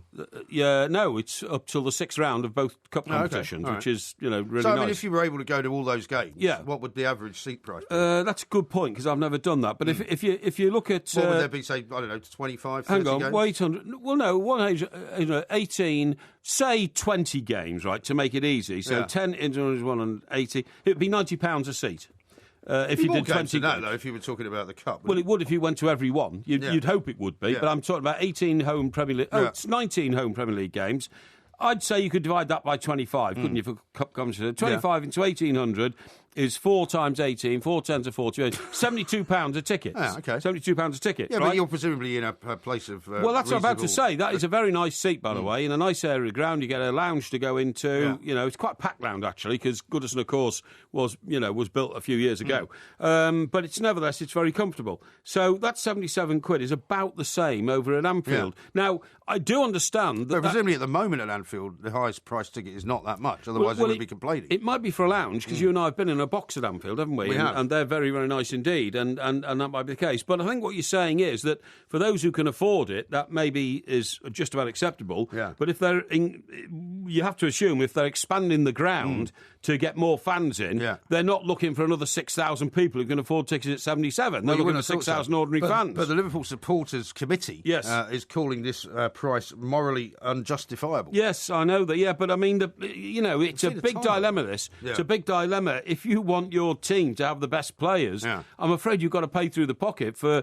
more expensive seats to raise revenues to buy the players. And it's like quite I say, simple as that. It might also be aimed at people who travel to this country just to go and see Premier League games. It could be. You could be right. You anyway, get a lot of Norwegians and people like that in Norwegians? Merseyside. Yeah. Really? A lot of people from Ireland as well. Yeah, exactly. Looking to the light for a moment, we are the Two Mice. When you need all the latest form and odds on all the day's sporting action and you need it fast, you need the Coral Daily Download. Get all the latest news and great offers on all the big games and all the biggest race meetings in one essential package. Delivered to your ears at the speed of sound. Don't miss the Coral Daily Download every morning on the Alan Brazil Sports Breakfast from 6 on Talk Sport with Coral. Your best bet for breakfast. Whether you're a butcher, baker, bar owner, onesie tailor, mechanic, optician, cat groomer, bespoke dog suit maker, exotic fruit seller, jeweller or landscape gardener, employers across the UK, however small your business, will soon have to offer a workplace pension, even if you employ just one person. Don't ignore the workplace pension. It's the law. To find out what you need to do, when to do it, and for help through the steps, visit workplacepensions.gov.uk. This ad is brought to you by the Pensions Regulator, a public authority set up by the UK government to regulate work-based pensions. Drive on Talk Sport, the UK's only sports-dedicated drive time with Sky Sports. The sharpest analysis on all the day's action from the giants of sport. Shane Warne is with us on the show. How you doing, Shane? G'day, guys. How are you? Laser-guided comment and rapid reaction from a nation of sports fanatics. Into the corner of the net. Drive home with Darren Gough and Adrian Durham. Who else? Weekday afternoons from 4 on Talk Sport with Sky Sports, the home of the Barclays Premier League. On DAB Digital Radio and 1089 and 1053 AM. And he struck it in with only seconds to go. Also available on all mobile devices. The Football Club. Talk Sport. Guess who's back? Back again. Shady's back. Tell a friend. Guess who's back? Guess who's back? Guess who's back? Guess who's back? Guess who's back? What do you think of that? What's that? That song. Who's that? It's Eminem. Oh, is that Eminem? But it's well, not... that doesn't sound like rapping to me. Well, yeah, but he is a rapper. Yeah, but that wasn't a rapping song. Nobody wants to see Marshall no more. They want Shady. I'm chopped liver. Well, if you want Shady, this is what I'll give you. Yeah, that's rapping. Yeah, that's definitely rapping. Yeah. Well, sometimes after the rapping, there's a little bit of a bridge in the song. And there's a little bit of a chorus. Yes, and apparently, he has never done anything with Kylie Minogue. So you've got that mixed up. Andrew says, was it Kid Rock that you're talking about? No. I'm sure it was Eminem. And then Justin Timberlake also. Justin Timberlake. It was Justin Timberlake. Why have you confused him with Eminem? Well, they look very similar. Yeah, look, that's they similar. do. It was Rubbish. Justin Timberlake. Justin You're absolutely Timberlake's right. a very good golfer, you know. Timberlake is like a middle-of-the-road singer, isn't he? Well, I wouldn't say He's that. not a rapper, though, is he? Well, I mean, he's become an actor now. I mean, he actually played Zuckerberg, didn't he, in Social Network? Oh, I didn't know that, The film. Did he? Yeah. Did he really? Yeah. Oh, interesting. Have you not seen Social Network? No, I haven't seen Social Network. You are no. culturally, I would say, quite ignorant. There's this new film out, Mike, and in my journal I've been reading the reviews of it. Oh, yeah. And I can't remember what it's called, but you know All the President's Men. What did you think of All the President's Men? I thought it was brilliant. I thought it was boring. Boring? I thought it was boring. I thought, so you're the only guy who, as a journalist, Yes. should have been watching that film with any kind of weather eye to be inspired by it. I thought, because it's one of the great journalistic stories Yes. of history, right? I agree. The Watergate burglaries Yes. and all the rest of it. Starring two of the greatest actors of their generation. Yes. Dustin Hoffman, Yes. Robert Redford. Yes. You know, filled with intrigue. And Robin, what's his name? You know, the legendary Ben Bradley, the editor of the Washington Post. Bradley. Was played by Robin Rolls. Robin Rolls. Joel, what's his name? What was his name? You're the guy I'm talking about. Oh. He had about 6 chins on his face. Yeah. You know, he's an old guy. Yeah. But he was playing the editor of the paper. But anyway, go on. Yeah. So, I mean, what you're saying is, because you I thought it was too long and drawn out. You see, the trouble with you is that if nothing involves you and it's nothing about you, Yeah. You don't like it. But what I'm saying is, OK, All the President's Men It wasn't too long and drawn out. It was a great story. I got it on DVD, and I would say I watch it about twice a year.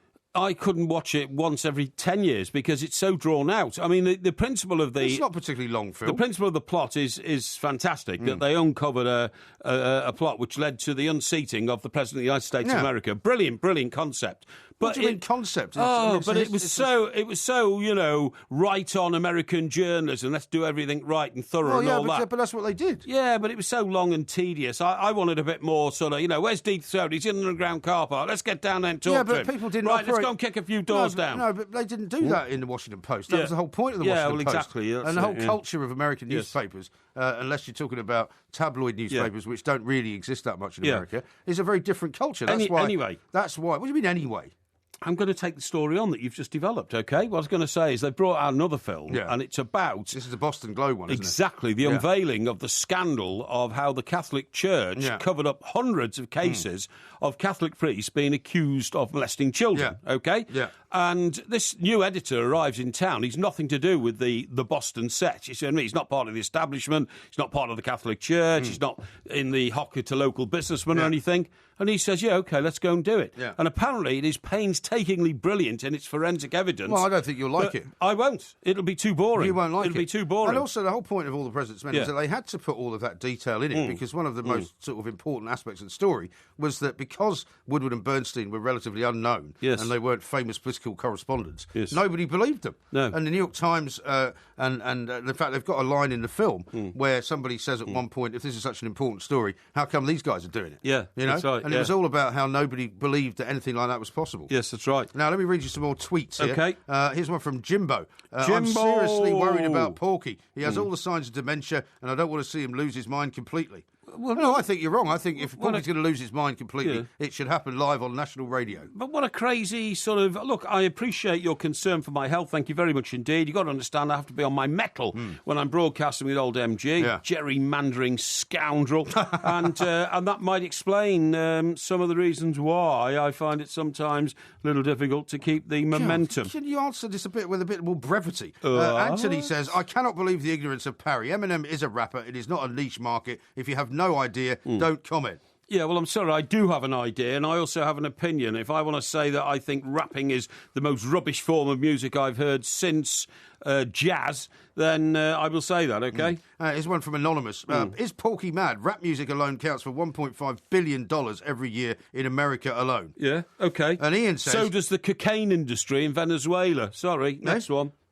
What? So does the cocaine industry in Venezuela. Well, that tells you it's quite popular then. Yeah, of course it's popular. Well, you said it was a niche market. Yeah, but hang on. You wouldn't describe cocaine as a niche market, would you? Well, it's of no value to the human race, that's all I'm saying. But it's not a niche market. It's of no value to the human race. Leslie says, I'm 57 and love rap music. Are you? 57, you love rap music? Oh, get a life. And Ian says, it sounds like Mr. Zuckerberg is like Homer Simpson, always wearing the same clothes. Yeah, well, I think there's something in that, I really do, and I quite support it. Yeah. And Becky says, Porky has an inbuilt hatred of everything he does not like, i.e. music, literature and art, means different things to everyone. Well, that's a bit harsh, isn't it? I mean, Yeah, but it's true, though. I mean, you have no appreciation, really. What, because I don't like gluten? No, but I mean... Because you're supporting gluten, because you want to be trendy. I don't support gluten. When did I support... When did I say anything about supporting gluten? You gluten bore, honestly, well, you're now inventing things. Now, listen, when did I say anything about gluten? No, the point about you is that you are the personification of the bourgeoisie in this country. Bourgeoisie! You like things that you think you should like, no, right? I don't. Because you're meant to be able to appreciate Beethoven. I mean, you wouldn't know Beethoven from a hole in the wall if it was played to you. I could hug you Beethoven's Fifth. Really? Yes. Would you like to have a quiz on Beethoven? No. What would you like to have a quiz on this week? We'll decide that later. No, we have to decide it on the show tonight. Oh, yeah, we will, before the end of the show. Don't worry about that. And, I mean, so therefore, anything that you regard as in some way alternative, you don't like. You don't like to go to the movies. You don't like to go and watch live music. You don't No, this is not true. I like the movies, I just don't get time. Well, when was the last time you went to the movies? You were meant to go to a James Bond film months ago, right? Spectre was that. Spectre. You were supposed to be going to some jumped-up sort of dinner theatre, white... That's right, yeah, but I couldn't make it. No, you got the date wrong. Well, I did get the date wrong initially, but when I found out the right date, I couldn't make it. Really? By the way, I've been doing some research on, this pornography issue, which was worrying me indeed. We can tell. And what I wanted to say to you was, did you realise that, the Bollywood industry in India... The film industry? Yeah, it's massive. It is. It is now turning into a pornographic industry. Is it? It is. Rise of Bollywood actress with a past in adult films. They'll all be voting for you in winners and losers. Hang on. With a past in adult films underlines country's sexual revolution. Yeah. How India fell in love with a porn star named Sunny. Sunny Leone's new Bollywood film opened this week in 2,000 cinemas. Really? Across India. Yeah. Yes. And it says... 5 years ago, Sunny Leone was a moderately successful Canadian porn star. Right. That's something to be, isn't it? A Canadian porn star. So she's not Indian, then? Well, yeah, I think she is. I think she's of Indian extraction, but grew up in Canada. Today, she is one of Bollywood's most in-demand actresses, earning millions of rupees. Yeah. Mind you, there's about 8 million rupees in a pound. Yeah, I think being a rupee millionaire doesn't mean very much, exactly, to be honest. Right, yeah. Earning millions of rupees as she fills cinemas, hosts her own television shows and endorses lucrative brands. Yeah. Her new film, which is called Mastizadi, right? Hey? It's called Mastizadi. Mastizadi? Yeah, it's Mastizade,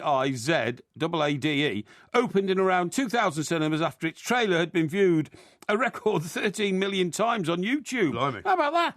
A trailer viewed 13 million times, despite terrible reviews, right? Yeah.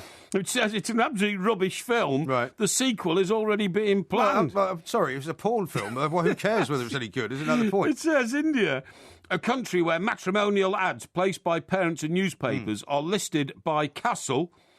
Castle? What does that mean? Oh, caste. I'm sorry. I'm going blind, yeah. But sorry. Listed by caste, i.e., the level of family you come from. Yeah. Public well, some displays... people call it a rather discriminatory way of keeping people down. Yeah. Homosexuality in the country remains illegal. Public displays of affection are strictly taboo. But the country appears to have fallen in love with a porn star. Yeah. We never had someone like Sunny Leone before, that's for sure, said Prahat Shudari, who runs the leading Bollywood talent agency, Spice PR. Right. She's just not getting work, but social acceptability as well. That's the important part. So, I mean, the Indians are turned on to it. Well, India's a very fascinating country. Yeah, of course it is. Very fascinating country. I agree. You haven't been there, though, have you? No, have you? I have. No, you haven't. What do you mean, no, I haven't? Have you been to the Taj Mahal? Yes. No, I don't believe you. You don't believe me? Have you been to Goa? No. Yeah, well, I went to Delhi. I went to Jaipur. Oh, I have been to India. I have been. Well, you just told me you hadn't. No, I've been to Delhi. Really? Definitely. When did you go there? Because I was trying to get out of Pakistan, and the only way out was to get a flight from somewhere in Pakistan to Delhi, seriously. So you went to Delhi Airport? Well, I went out of Delhi Airport for about 10 hours and then came back again. So did you go into the old town? Oh, I don't know, really, because I've got to drive just to take me around somewhere to a hotel, so I could have a shower and all that kind of stuff, yeah. Well, yeah, I had a drink as well, that's true. No, I went there when I was in my very early 20s, actually. Oh, really? In fact, I was offered a job there. I nearly stayed there. Really? Yeah. What, working on what, the Indian Times? Editing a magazine, yeah. Oh, really? Yeah. There's a lot of money there. Anyway, I'll tell you that story another time. There's a lot of poverty as well. Yes, of course there is. It's one of these countries where it's like Victorian Britain. You're either very wealthy or very poor. Yeah, exactly. Bit of a shame. Yeah, this is Talk I'd rather be wealthy. Yeah, I know you would.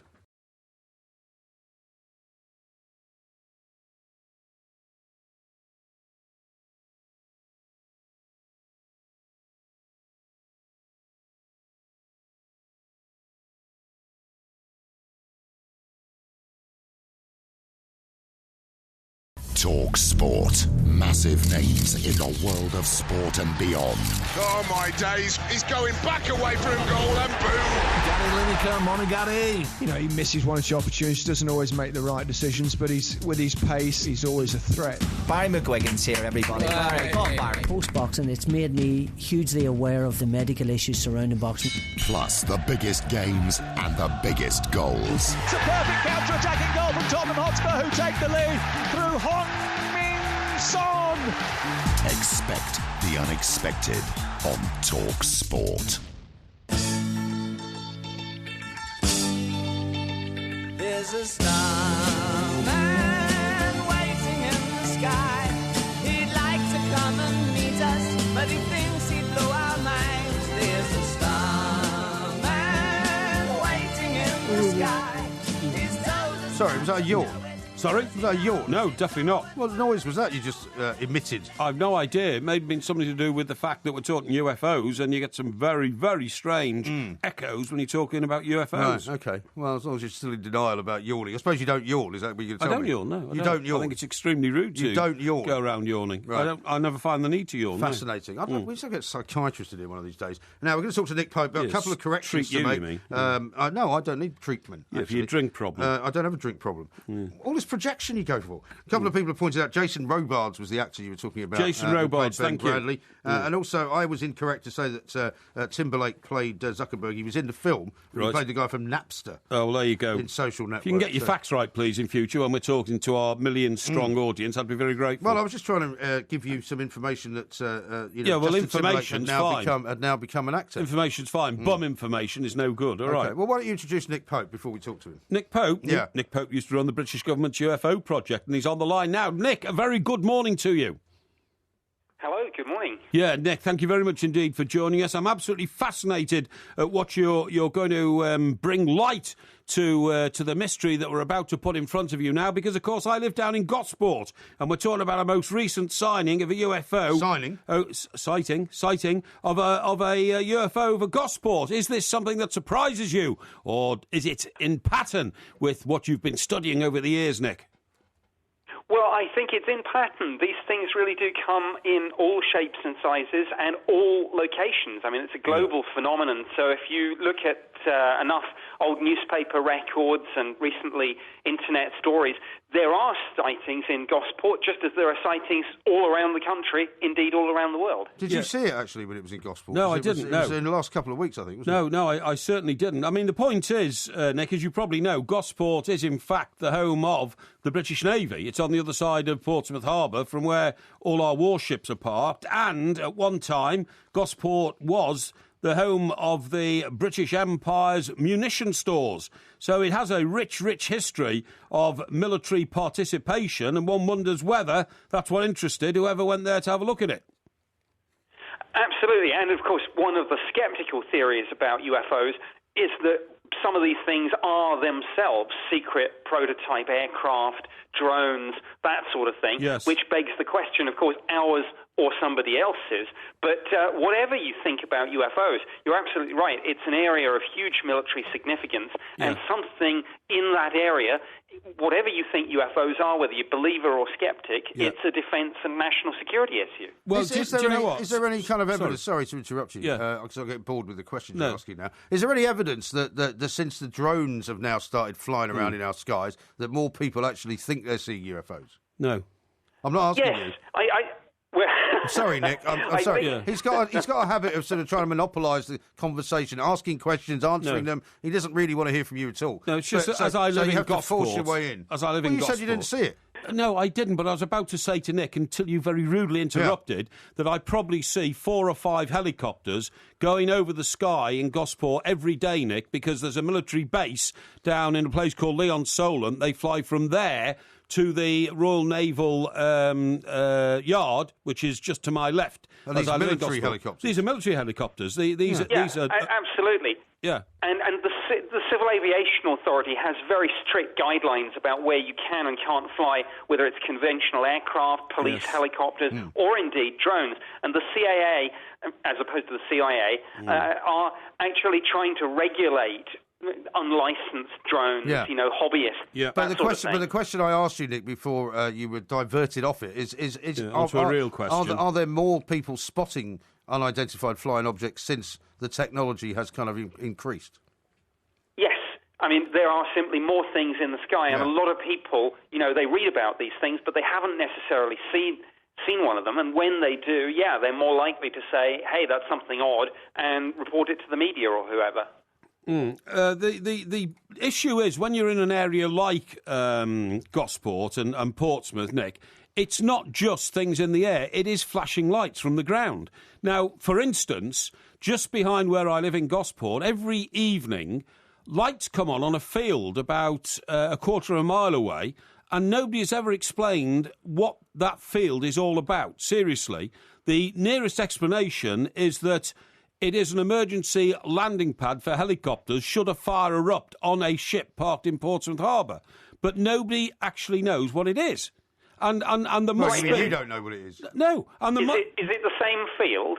It's the same field every night, but it's got proper lights around it, but it's an area which is not open to the public and all that kind of stuff. And so what I'm saying is there are clearly things that go on which are controlled by the military in this country which we don't know about. Well, that has to be the case. You can't be telling everyone what you're doing, can you? Well, I don't know. You're running the Ministry of Defence. I don't know. We're an open democracy. I mean, Nick, you worked in the Ministry of Defence. No, but that's a ludicrous point of view. No, it's not. So you're saying that basically the government should share every single thing that they're doing I'm not. in every single arena? No, I'm not. I'm saying that what I witness most nights from my bedroom window in my apartment in Gosport... Well, I am when I'm there, aren't I? Well, when you're there. Is that this field suddenly is illuminated as though they're expecting something to land there. Yeah. And whether it could be at any time. To encourage I certainly wouldn't encourage anyone to trespass, but if it really is almost every night, someone surely can go onto the public highway or somewhere and take a look. Well, you can't because it's closed off. It says MOD land, you know. Well, how can you see it, no authorisation. Well, I see it because my apartment is a penthouse, and so it looks down on it. The one that I've been in? Yes, that's right. But your apartment looks down on the harbour, doesn't it? At the front, but at the back it looks down on inland. You wouldn't let me into the back? No, of course not. No. So, I mean, in terms of your projects and things that you've been up to, Nick, because you and I used to speak quite regularly a few years ago, I mean, what sort of inroads? Because the thing that I always say, and you can denounce this if you wish, but, you know, I'm always staggered by the fact that technology has improved in such to such an extent in terms of, you know, camera phones, the quality of pictures that you can take, videos that you can shoot. We still only ever see, you know, a kind of a ghostly image, something looking slightly out of focus. We still haven't really seen a picture that, to me, would tell me that that's a UFO. No, I agree with you. We still haven't got a smoking gun. I think there is a lot out there. The trouble is, just as the technology of phones is getting good, the technology to make fakes and you know, do Photoshop or whatever has gotten better too. I mean, you go onto YouTube, there are some good videos there, but they're indistinguishable. How would you ever spot the genuine ones from amidst all the fakes? That's the problem. It's the signal versus noise problem in all this. Yeah, exactly. And also with all the kind of experimentation and exploration, I suppose I should say, of space, with probes being sent further and further into the solar system, you might think there'd be that might increase, you know, traffic or something. But I mean, nothing's really changed in the whole world of UFOs, has it?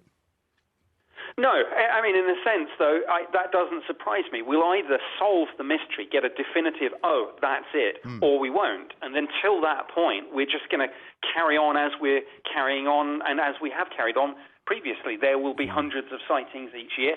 A lot of people will get very excited, but most of them will probably just be misidentifications or hoaxes. Yeah. Have you seen anything, say, in the last year that you would think is worthy of comment? I have seen a lot of fascinating stuff, but there's nothing that says to me that's aliens. I mean, you know, I've seen a lot of very interesting documents. For example, the MOD, where I used to work, is in the process still of declassifying and releasing its entire archive of UFO files. 60,000 documents to date have come out, and there's going to be another batch later this year.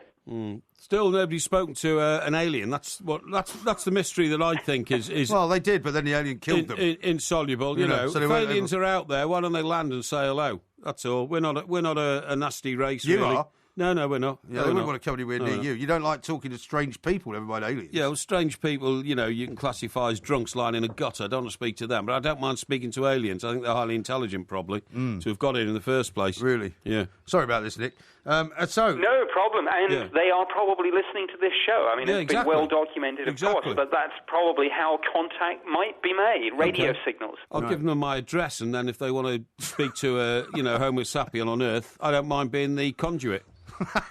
Well, they can tell you what's going on in that field. Yeah, exactly. Yeah, I'd like to know. Maybe that would be helpful. Nick, thank you very much indeed. That's Nick Pope there. His website is nickpope.net if you want to go and see some of the stuff that he writes about, some of the papers that have been released as well. Fascinating man, actually, who you were relatively polite to. Yeah, well, I was trying to explain to him what happens in terms of military aircraft traffic over Portsmouth Harbour until, for some unknown reason, you thought you knew something better, even if you don't know there. So, well, because I'd asked him a question. I was trying to cover up for your rudeness. Yeah, no, I'd asked him a question which you'd interrupted, so he hadn't answered it yet. No, I didn't interrupt it. That was the point. Anyway, we got lots more coming up. Ask Porky very shortly as well. This is TalkSport. Join Sky TV today from £20 a month and be happy-go-lucky, like me. Happy because you'll enjoy fantastic new drama like Lucky Man starring James Nesbitt. Lucky because you'll get up to a £100 reward depending on the bundle you choose. So join by February 11th and see what it's like to be as happy and lucky as me. Search Sky Bundles. Sky. Believe in better. Direct debit subject to status. Upfront £10 standard setup. Minimum contract and further terms apply. You sure those measurements are right? Yes. I've checked them 100 times. It's 12 months public liability cover for the price of 10 with AXA. Really? Really. For a limited time only, get 12 months cover for the price of 10 with AXA. And you can tailor your cover to suit, so you only pay for what you need. To find out more, search AXA Trade. AXA. Business insurance that measures up. mean a lot. Underwritten by AXA Insurance UK PLC, applicable to new business insurance customers and their first year only. Offer available for a limited time. Terms and conditions apply. If you've recently noticed that you're starting to lose your hair, there are a range of options open to you. You could have a hair transplant, as long as you're earning as much as a Premier League footballer. For the more thrifty amongst us, there's always the classic comb-over. Or if you really want to make a statement, why not go all out and get yourself a poodle perm wig? However, if you want to do something effective, you're going to need facts, not fiction. Regain for Men Extra Strength Scalp Foam contains minoxidil, which has been scientifically proven to help stop and even reverse hereditary hair loss, working deep down at the root. It can be used on a receding hairline, and the earlier you start using it, the higher your chances of success. You could even start seeing visible results in 16 weeks. And now Regain has an app that gives you support and advice to track your progress and maintain your twice-daily routine. Separate the facts from the fiction at regain.co.uk. Regain contains minoxidil. Always read the label. Talk Sport. Available on all mobile devices. So here it is. Talk Sport. After every spring, I hear this bluebird sing. Love is here again today. But now that I've seen you, I know this time it's true. Love is really here to stay. What on earth's that? Well, that's don't you recognise that? No, that's Don Partridge, right? Don Partridge. Yeah, and he had. Who's he? Don Partridge, right? He's a fantastic story. No. This guy was a busker, literally a homeless busker who played in Berwick Street. Now you know Berwick Street, don't you? In Soho, yeah. In Soho, that's right, yeah. Where all the music publishing companies used to be. Absolutely right. So he's there one day, and he's literally a one-man band. You know, he's got a pair of cymbals between his knees. Right. His elbows are literally attached to strings that bash his drum. It was like an old one-man band. A one-man band. Yeah. And he had you don't really see those anymore, do you? No, a kazoo thing, is it? Kazoo. Kazoo, that's and a guitar. So anyway, somebody walked... Was this a long time ago? It was in the 60s, so it's at the age of, Free Love Man and all that, you know what I mean? Yeah. Summer of Love, 1967 or something like that. Yeah. So some guy called Don Paul, who was a producer in a local, music factory or something... Right. Well, he would have been involved in music publishing in Berwick Street. Well, exactly. That's exactly what I'm saying. Music factory. He says that's quite interesting. Drags him inside. He makes a record, and although I recognise that one, and that was his most successful song, that was called Blue Eyes or something, I think, and that got to number 3. His first one was Rosie. And although I can't find the recording of it, it went like this: Rosie.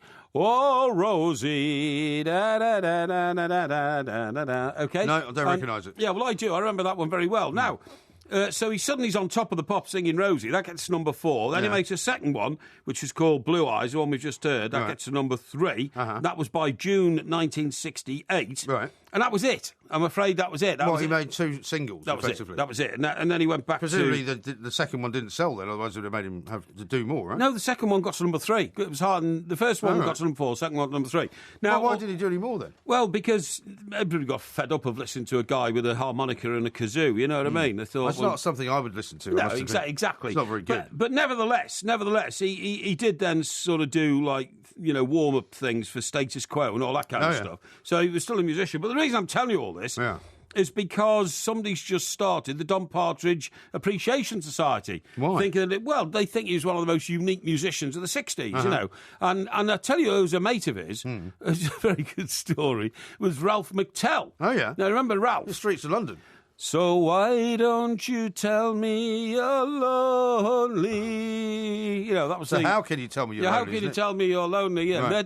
Why don't you tell me you're lonely? Let me take you by the hand and lead you through the streets of London. It's a great song. I'll tell you something you'll never understand. I'll show you something. Like, now old Ralph, right? He was a similar sort of guy. He was like a sort of one-man band, wasn't he? And then became a folk singer. I never saw him with the old string. No, perhaps he wasn't then. But he Did he write Streets of London then? I believe so. Well, that was the only song he ever made that was a hit, wasn't it? Well, no, I think he had a few other hits, but nothing as big as that, you know. But Anyway, he's had a pretty long career. Oh, he's had a very long career. Is he still alive? I think so. Because poor old Don, by the way, sadly he died in he died in 2010. He was aged 68. It's not much of an age, is it? 68. 68, no, young in these days. So, but anyway, old Ralph, right? Just to put that into perspective, I was a student at the University of no, I wasn't. I'm sorry, I was a trainee journalist in Newcastle. Yeah, and my mate was still a student because I decided to come out of academica. Student life, only to go make money. Yeah, so I was up in. He's still alive, Ralph McTell. He's still alive. Very good. So I was at the training centre in Newcastle, right, and then there was a concert at what was then Newcastle Polytechnic, and top of the bill was Ralph McTell. So I was in my third month of training as a journalist, you know, and I was standing there in awe. Thought, this man's famous, first famous person I've met. So when he finished his set, he came off stage, and I leapt on him and said, What, you actually jumped on the stage? No, he came off the stage, and so I was down the side of the stage, and I... Oh, so it wasn't like a big venue then?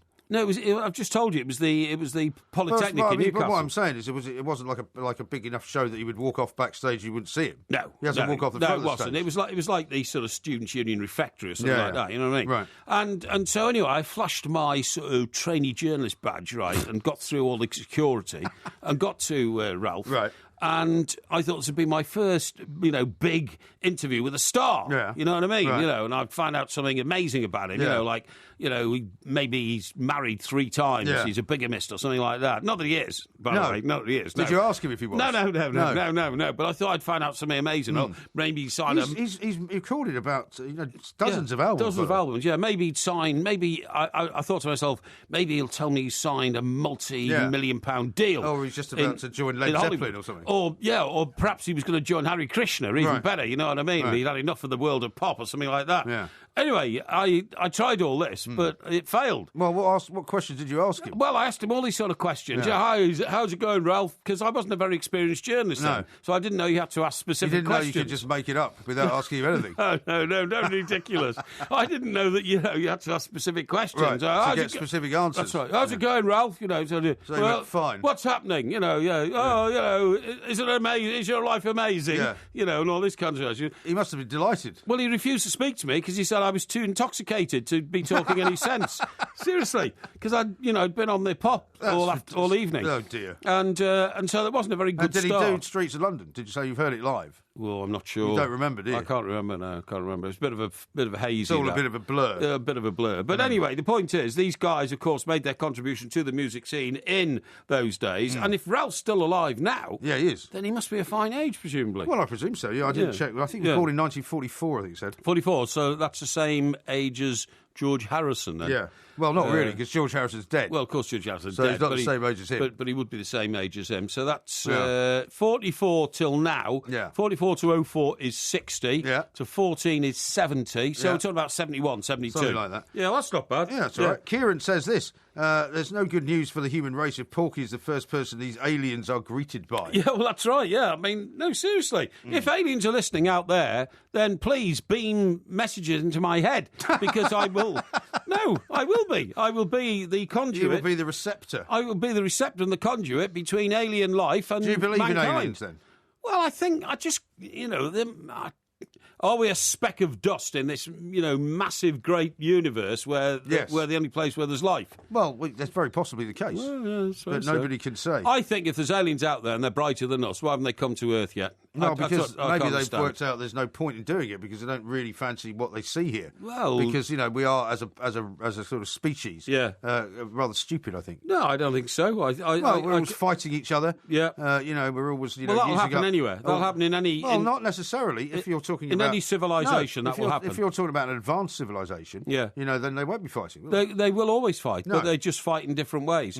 It takes only good men to do nothing for evil to prosper. Something like that. Yeah. And that will always happen. That's a paraphrase of a quote. Isn't it? It's happened since day one, and it will keep happening. Yeah. I'm telling you. I mean, here's one from Rich. Who says, "Wouldn't it be nice to have an expert guest on the show that could get a word in over Mike Parry?" What?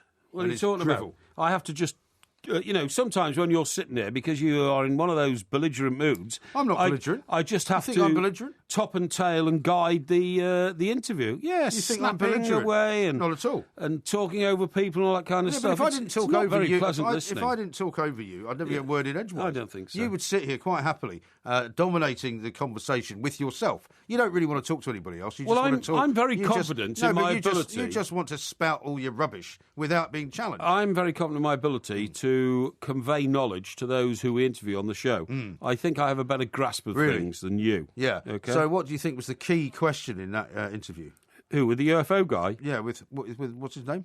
Nick Pope. Yeah. The key question was, when I asked him, I said, there's so much military traffic over Portsmouth Harbour. Yeah. Does that mean that could often be mistaken for UFOs? That's a stupid question. No, it was a stupid question because he then said, of course, the military are flying things that they haven't told us about, which we don't know about. Yeah. That was the perfect answer. No, right, okay. That meant the question and the answer were comparative. Because we've got to stop now. No, I won't be quiet. Be quiet when I want to be quiet. Yeah, well, be quiet when you tell yourself to be quiet. A couple more tweets here. Oh, yes. Jamie in Stockport says, alcoholics in the gutter can also be intelligent and obviously don't choose that life. Not quite sure. Well, they should do something better than lying in gutters, that's all I can say. That's true. Yes. Here's one from Georgie who says, this is a true sighting. One of my best mates who comes from Dublin keeps telling me that his family originated from aliens, and that's why they're all called the Moonies. Oh, I see. Don't get that. Yeah, I don't get that either. Listen, have you ever heard of a thing called argan oil? Argan oil. Seriously, argan oil. I think I have heard the term. Right, but this is I'm certainly no expert. Right, okay. Now I'm at war at the moment on the trendy stuff, so gluten-free. You're at war. Yeah, so aggressive. Why do you have to be at war all the time? Well, because I don't like these trendies telling me how to lead my life. I've got a lot of. I've actually not read any of them out, but I've got a lot of messages from people whose either wives, girlfriends, or members of their family have been put on gluten-free diets by doctors because they suffer in a horrible way from what gluten does to them. Right, and they're all dismissing your rant about it. I think it's a misconception. Now the other one. No, these people are saying it's not. Yeah, well, I think it is. Well, I think it is. All right, here's the one from somebody doesn't give a name. My wife has been put on a gluten-free diet by her cardiologist and dietitian. Yeah. Should we ignore these professionals and listen to you? I think not. Okay, well, I have a cardiologist because I'm an outpatient at Harefield Hospital, which is Europe's Banner. Yes, top Let's get him on. Thoracic unit, and I've not been told to go on a gluten-free diet. Yeah, but that's because you're not affected by gluten. Yeah, well... It's nothing to do with your heart. It's to do with your bodily sort of intolerance. It's a matter of opinion. I've read stuff and examined it, and I think it's rubbish. So there we go. But I'm not telling people to necessarily take my point of view. You have to read the evidence and make up your own mind. Paul from Watford, right? He says this: my daughter has celiac disease, and gluten damages her intestines, and that's why she's on a gluten-free diet. That could well be the case. Well, that's the case of anybody whose doctors tell them to go on. Hang on, that could well be the case for that particular young lady, and that should be done properly. But what I'm saying is, I'm talking about perfectly healthy people who don't have any problems. Yes, it is what we're talking about. Perfectly healthy people who don't have any problems at all, who suddenly decide, I want to go gluten-free. Well, do you know anyone that's done that? No, but I've read about it, and I've read the examples to you. This is Talk Sport. We are the two mics.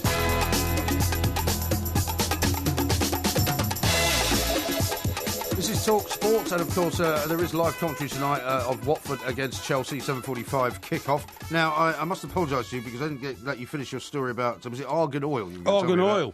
What's that about then? Well, argan oil has been promoted now by Catherine Zeta-Jones. Oh, really? If you're wondering how Catherine Zeta-Jones manages to keep her skin so dewy at 46, kind of oil? She's more than happy to share a secret. Right. She says, I drench my face in argan oil. Really? I thought you were talking about some new form of energy that people have discovered. No. She's going on now. She says, I'm finding just from travelling from New York and being in heated hotel rooms that my skin feels like a Walker's Crisp at the moment. Didn't know she was promoting Walker's Crisp. But I've been using some argan oil just to saturate my skin at night, and it has nourishment, so I sleep in it. And she says that everybody now in Hollywood's using argan oil. The oil is produced from the nuts of the argan tree, which is native to Morocco. No, right. Really? I don't think I've ever eaten an argan nut. I didn't know argan nuts existed. No. It's long been used by Berber women to treat ailments such as dry skin, acne, wrinkles, joint pain and even stretch marks. Berber women? Yeah, I don't know who Berber women are. I suppose they could be residents of Morocco. They might be from Berber. The traditional harvesting method involves letting goats eat the nuts. Have you seen those? Are those the trees that they climb? You know, in North Africa, in Morocco, they've got goats that climb trees. Yes, that's right. And maybe those are the Argan trees. Oh, I see. Yeah, maybe they are. Maybe they go up the trees and get them. Anyway, experts say it contains twice as much vitamin E as olive oil and is rich in antioxidants. It also has anti-inflammatory properties that can help with arthritis or rheumatism. Really? But it costs £74 a bottle. Well, I'm not surprised it's being used by people in Hollywood. If you tell someone in Hollywood that this is the best thing for your skin and charge them £2.50, they won't buy it. But if you tell them it's 75 I totally agree. They will. I totally agree. So are you going to try some of this stuff out there? No. I've just found some here. Argan oil. Argan oil. Right. It seems to come. I mean, you can get it in a very small bottle. Yes. From what would be described as a high street retailer for £7.49. £7.49. But I guess that wouldn't last very long. No, it wouldn't. But there's another bottle here for £74. Yeah, it's exactly. 100 millilitres. Well, there you go, £74 for 100 millilitres. Apparently, you can also eat it by dipping bread in it. So I don't know what that's all about. Yeah, I don't know. I tell you the other thing that people don't get enough of these days is vitamin D, and that's because children are not going out in sunlight enough. Really? Children spend too much time indoors playing on computers. Well, I mean, these aisles are not blessed with an awful lot of sun, are they? Particularly this time of year. Well, we're blessed with a lot of sunlight. Yeah, but not. I mean, at this time of year, for example, it's very. I mean, there are some days when you just don't see the sun at all. No, but sunlight. You can still get sunlight even if you can't see the sun, can't you? Hey. Well, how do you think the day is day and not night? What do you mean? What I'm saying is, when day is day and we can see each other in the streets... You're talking about daylight? Daylight. Yeah. Daylight is sunlight. So you don't get vitamin D from that type of daylight in the same way that you would from the sun? No, you do. When the sun is out? No, you do, definitely. What, you're saying it doesn't make any difference? Doesn't make any difference at all? You're saying cloud cover does not stop you getting vitamin D? No. Does it not reduce it? No, not at all. Are you sure? And in fact, you're better off getting vitamin D from daylight with cloud cover than from direct sunlight. Direct sunlight, we now know, I always thought it was a myth 30 or 40 years ago, but direct sunlight now gives you skin cancer. And you wouldn't want to stand around in the sun getting skin cancer, would you? Let's say it increases your chances of getting skin cancer. I don't think it gives you skin cancer. Well, when you see how wrinkled people are who spend all their life, on the Costa Brava, or more probably in summer. Look at the state of Bridget Bardot. What's the problem? Why are we having a conversation about vitamin D and you say, look at the state of Bridget Bardot? Well, Bridget Bardot used to be the world's most beautiful woman. She also used to smoke as well. She was a sex kitten, right? Yeah, well, a lot of women, now she literally, who, as they get older, look a little bit different. No, Bridget Bardot... I suppose you're going to describe her as decrepit next, are you? No, I'm going to say Bridget Bardot literally has a face like a wrinkled prune. Yeah. And that's because she used to spend all the time on the beach of Saint-Tropez. She's an elderly lady. No, but there are lots of elderly ladies around who don't have faces like prunes. For instance, Joan Collins is still a very beautiful woman. Who was it I saw the other night who was aged... Oh, that's Susan Sarandon, who was flashing her, décolletage around the other night. Remember? She? No. Yes, she was, yeah. Where? She's 69, I don't know, some awards ceremony. An award ceremony or a premiere? She's a very beautiful woman at her age. The other girl... but I think a lot of people are... Pussy Galore, Honor Blackman. She's in her 80s, I think. She's a very beautiful woman. Yeah, but I think an awful lot of... a face like a prune. An awful lot of people age in different ways because of the structure of their cells, or because of the kind of life they've had, or the kind of places where they've lived. Everybody ages differently. I age well. You've got very smooth skin. Yeah, exactly, I have. Yeah, do you know why that is? Because your beard has protected your face for such a long time. Seriously. It's an absolute fact. What, so you've protected your face from what? From the ravages of daylight. No, the ravages of the environment, for want of a better word. Well, how have you managed that then? Well, I didn't do it deliberately. Does that mean you've rubbed things into your face? Well, I mean, you do treat your beard. I do every day, stuff you put on it to wash it and all that kind of stuff. Nutrients and that kind of stuff. I mean, do you use a moisturiser? Yes, I do use a moisturiser. You use a moisturiser? I do, yes. Really? Yes, I do, yes. How extraordinary. And I think it's absolutely necessary. I never would have had you down as a vain person. I'm not vain. You're frightened of growing old, aren't you? No, I'm not frightened of growing old. No, I'm not. Well, you just said you've aged very gracefully, so it's important to you. I'm not at all worried about growing old, because I don't think I will grow old. Well, you aren't, but you've already grown old. No, I haven't grown old at all. Well, what age do you consider old? Over 75. Right. And when's that going to be? Well, it'll be in years to come. Years to come. But I don't think we don't know how old you are. Yes, of course I know how old I am. No, you do, but we don't, because you never tell us. I'm in middle age, right? And I do honestly believe By the way, it says here that actually vitamin D is affected by cloud cover. Yeah, but so you don't get vitamin D as much if there is a cloud in the sky. No, but you still get it, don't you? Still get it. Well, it's filtered out. To you see, I think maybe you're like getting a bit of vitamin D deficiency because, of course, you're very much a night person now, aren't you? You don't go out much during the day, do you? Well, I do. I mean, I do go out during the day. It depends on what I'm doing. Yes. I mean, what's the result of being deficient in vitamin D? What's the problem? You get rickets. Rickets to start off with. Well, I've never had rickets. Your bones bend, all that kind of stuff. I've never had rickets. And hey, by the way, if you do go out, because you walk your dog a lot, don't you? Well, only when I'm with him. Yeah, exactly. That's what I mean. Yeah. Do you know that you could be... The chances now of you being trampled to death by a cow is very high. What are you laughing at? Not in Rotherhithe. Well, yeah, but I mean, you take your dog out in the country, don't you, down in Sussex? Yeah, but one thing you don't do when you have a dog in the country is take it through fields which contain livestock. It's a good point. Because farmers are very unkeen on that. I've read a research document from the very fine University of Liverpool, okay? Right. And it says cows are more likely to kill or injure people who are walking dogs. Yeah.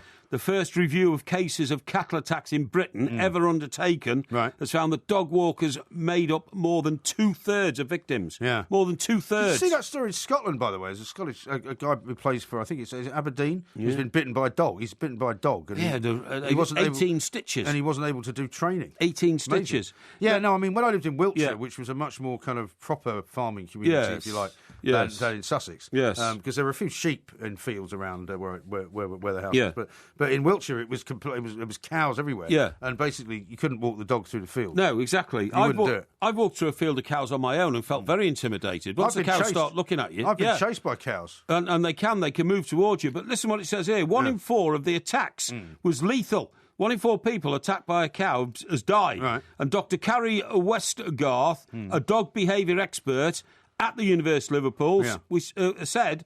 We found that walking with dogs among cows, particularly with calves present, is a common factor for an attack. Definitely. I mean, you wouldn't even go near a swan if it's got its young. No, you there. wouldn't. I mean, you know, all these creatures. Yeah. If you go anywhere near them when they've got their young there, they become very aggressive. Yes. 4 more incidents are happening than we know about. It's an underreported part of society. The review says injuries from cattle were an underreported public health risk.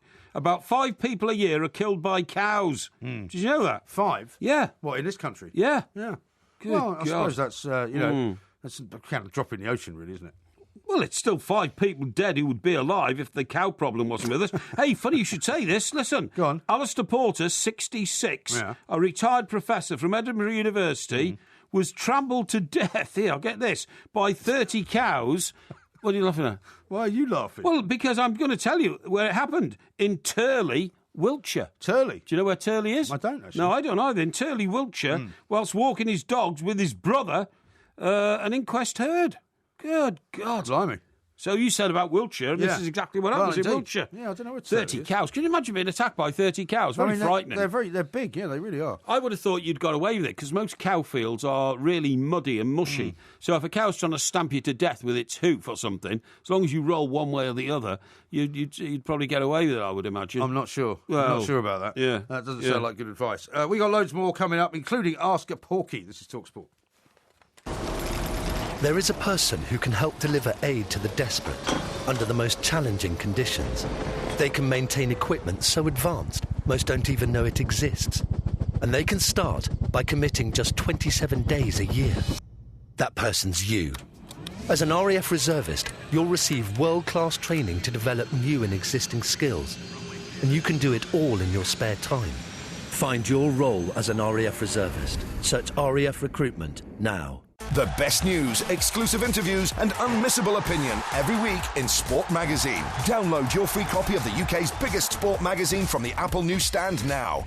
Drive on TalkSport, the UK's only sports-dedicated drive time with Sky Sports. The sharpest analysis on all the day's action from the giants of sport. Shane Warne is with us on the show. How you doing, Shane? G'day, guys. How are you? Laser-guided comment and rapid reaction from a nation of sports fanatics. Into the corner of the net. Drive home with Darren Goff and Adrian Durham. Who else? Weekday afternoons from 4 on TalkSport with Sky Sports, the home of the Barclays Premier League. Adrian Durham and Darren Goff. It's finally at boiling point. This afternoon from 4. It really has. Don't talk about that. I don't have any repeats in it. Here's one text from Alan in Basingstoke. You might remember this. What about Bernie Flint, who won Opportunity Knocks approximately 12 weeks in a row, singing the streets of London?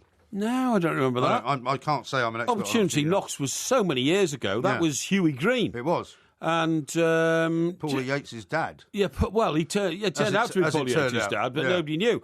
Yeah, I went to remember the London correspondent of the National Enquirer. He was quite Noel Botham. Noel Botham, that's right. Fine, yeah, Noel. And he might still be around. I'm not sure. He might be still around, but he used to.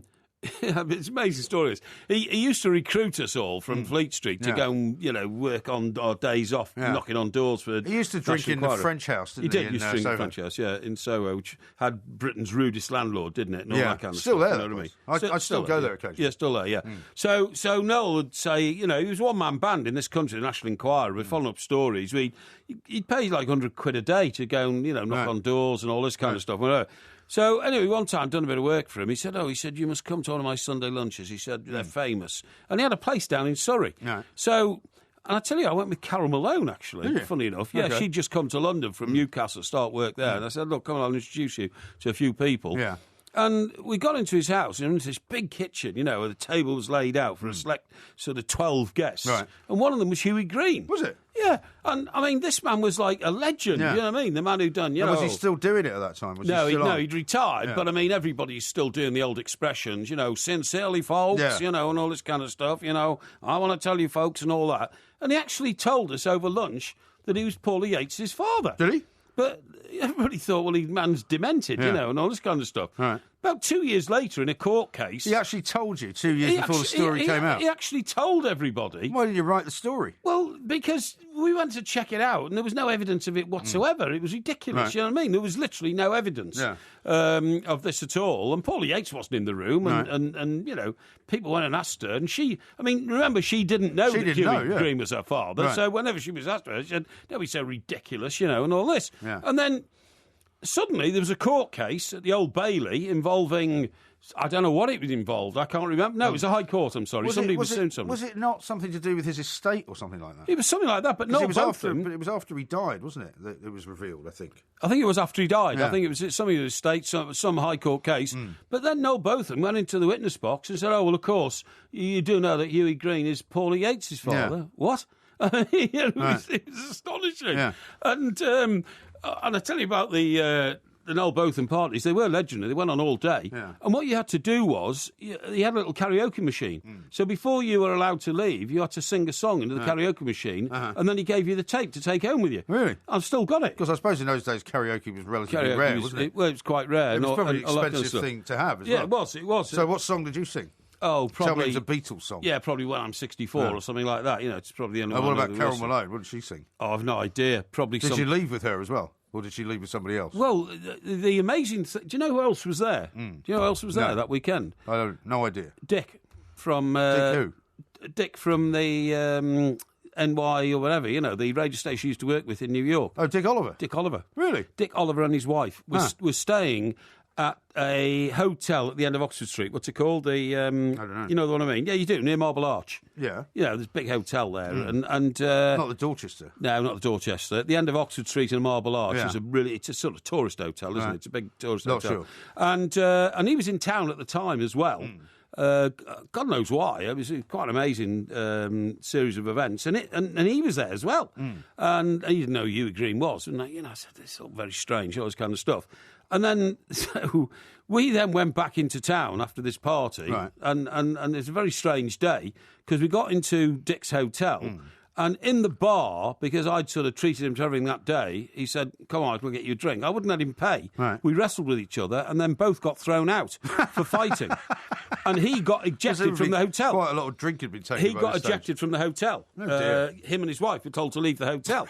And we said, look, you don't understand. We're very good friends. We've known each other. You were actually rolling around on the floor? No, we weren't. We just literally were trying to stop each other from paying for the drink. Right. And they accused us of fighting, which we weren't. Yeah. No. I mean, it's That's shocking. When you think about him and his brother, and particularly Dick's brother, what was his name? Chris, yeah. He was actually the worst drunk I think we've ever met, wasn't he? Well, I mean, I don't know about that. I mean, I went on a sailing holiday with him, and we used to refer to him. Boat? No, he never did, but we used to call him Captain Hazelwood, who was the guy that smashed up the Exxon Valdez in Alaska, Because, I mean, he was constantly, and he used to, be at the wheel, and his wife would be downstairs, making food or something. Doing bits and pieces, whatever, sometimes having a nap. And she'd come up whenever she came up about 10 o'clock, if he had a beer in his hand, she would say, a bit early, Chris, for that. And he'd already had the first one about 2 hours before. Sure, yeah. He started about 8 o'clock. Yeah, he's the only guy that I know we used to play golf together sometimes. He was one of these guys that took up golf later in life. Yes. And never really got very good at it. But we were once driving up to Delaware Water Gap to play. Yeah. And the car suddenly just stalled on the highway. Right? Right, just stopped. It was a motorway. You probably had to put your petrol in. Well, the engine just cut out, right? The engine cut out.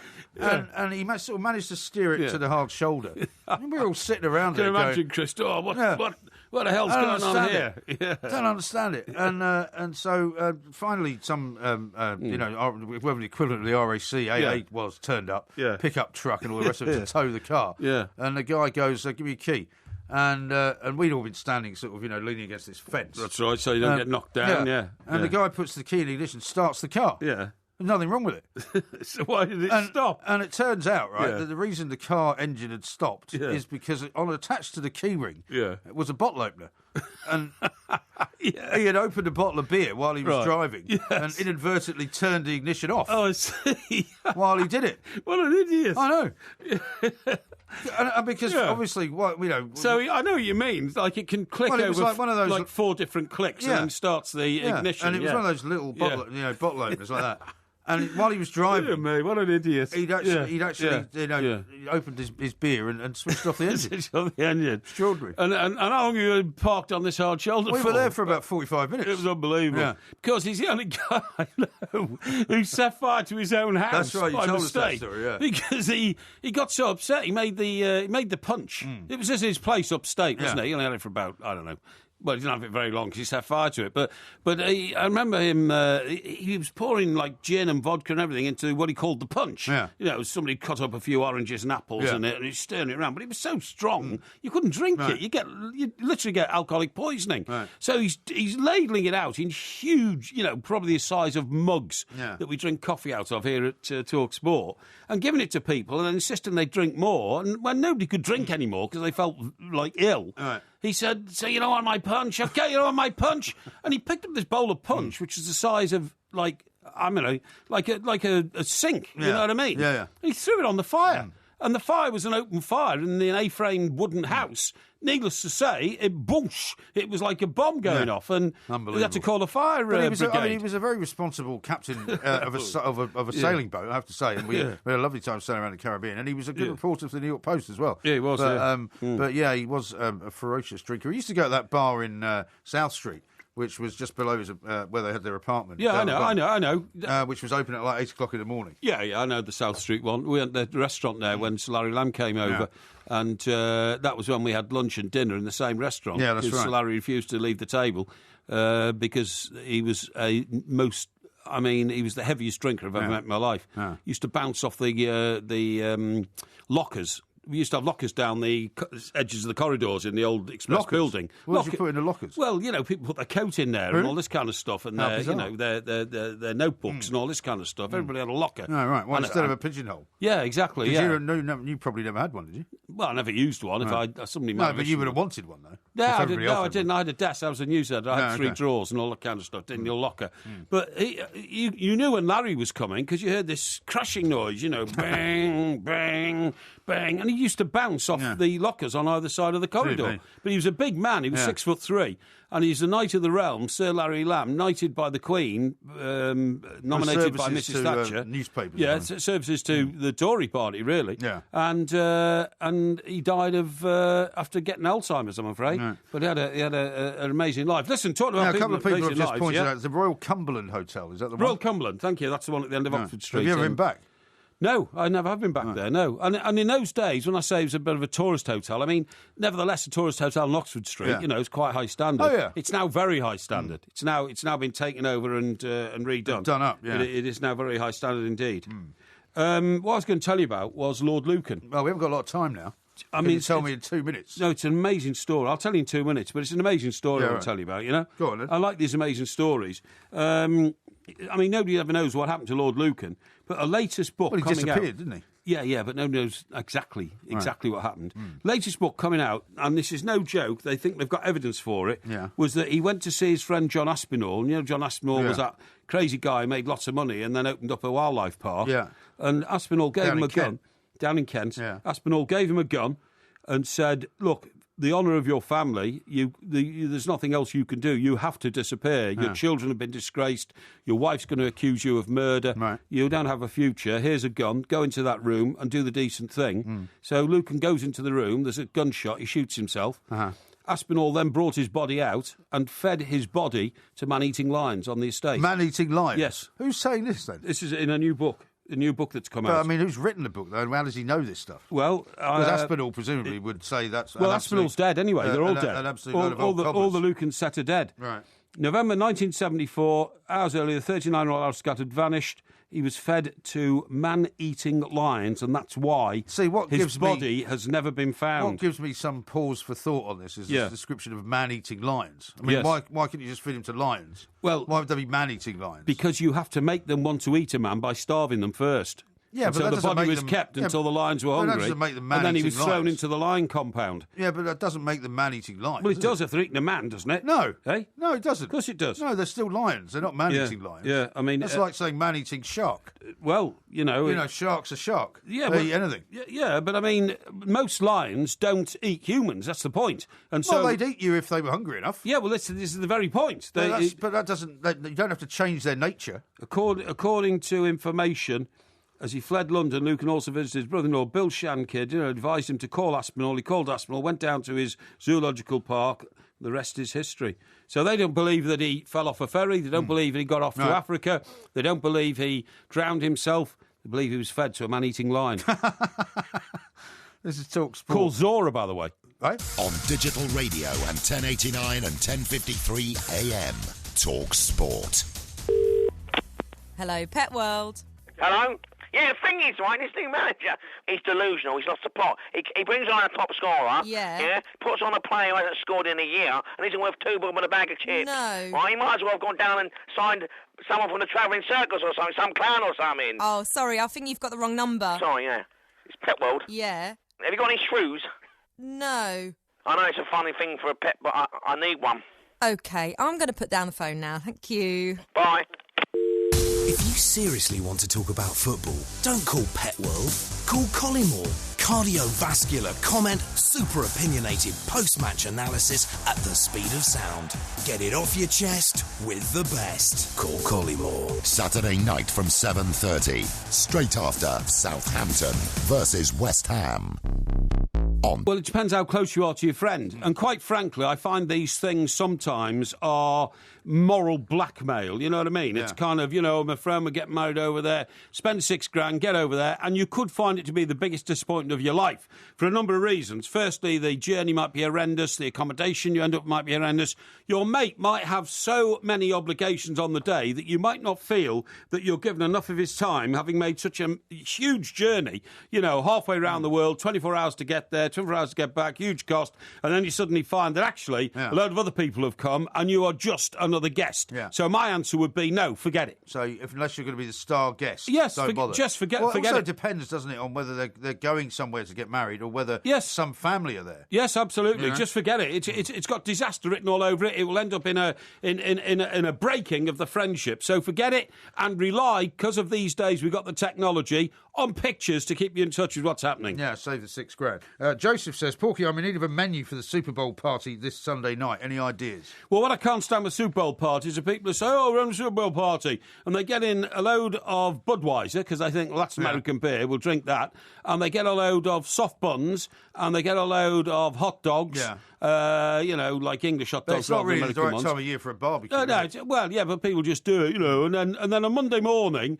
they go around and boast about, oh, sorry, I've got Super Bowl eyes. Somebody find me a match to keep my eyes open. It's all complete rubbish.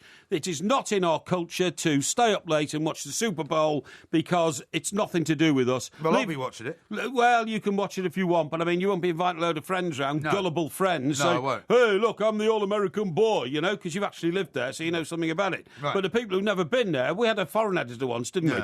And he'd never been to America when he started becoming the all-American boy because he read a bit of American news on the tapes each day, and then, having a Super Bowl party, and then the next morning in work, he felt because he was foreign editor, he should boast that he stayed up until 3 o'clock in the morning watching, do I look tired? I had some friends round. We had Budweiser and hot dogs. I think his story has affected you more than it should have done. Yeah. Darren says this, Porky, would you have given up your career in the media if you'd been given the opportunity to become a professional sportsman in any of the many sports you were semi-pro in? Well, if I'd have been given the opportunity to become a professional footballer, of course I would. Would you? Because then I would have done what other people have done, but I'd have done it more successfully. I'd have been a great footballer, followed by a great media personality. And I would have combined my skills in... What's your problem? Well, I mean, presuming then that you haven't become a great media personality. Yeah. Skills in media, my skills in the media combined with my experience as a footballer would have made me something akin to Jimmy Hill, the late Jimmy Hill, the late great Jimmy Hill. So the answer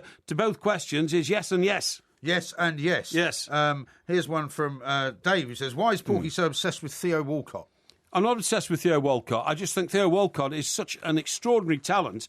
And I think it might have something to do with the fact that I saw Theo as a 19-year-old score a hat-trick for England in Croatia when I was sitting there. And in those days, I used to travel with England all over, the world, actually, because we're here at TalkSport. We had a deal with Nationwide, the Building Society, and they were the sponsors of and they used to take me everywhere with them. And it was extraordinary to see him score a hat-trick on foreign soil. And I've really, loved the boy as a player ever since. He's got extraordinary speed, and I do believe that if he's handled properly, he will be the star of a future competition. OK. Brian says, Porky, I like to read books. Can you suggest any good ones? Well, there's loads of good books around. You've got to read what you think is the best. I like historical books, and the book that I've read which made most impression on me was called The Pillars of the Earth. It was written by that guy who is a left-wing sort of sympathiser, but an incredibly rich author whose wife became an MP and a friend of Tony Blair's and Cherry. No, I'm not talking about Robert Ludlum. I'm talking about... anyway... The guy that wrote Pompeii. I don't know if he wrote Pompeii, but it's called The Pillars of the Earth. He was a media lovey type guy. Did he have a column in the Sunday Times? No, I don't think so. No, it wasn't him.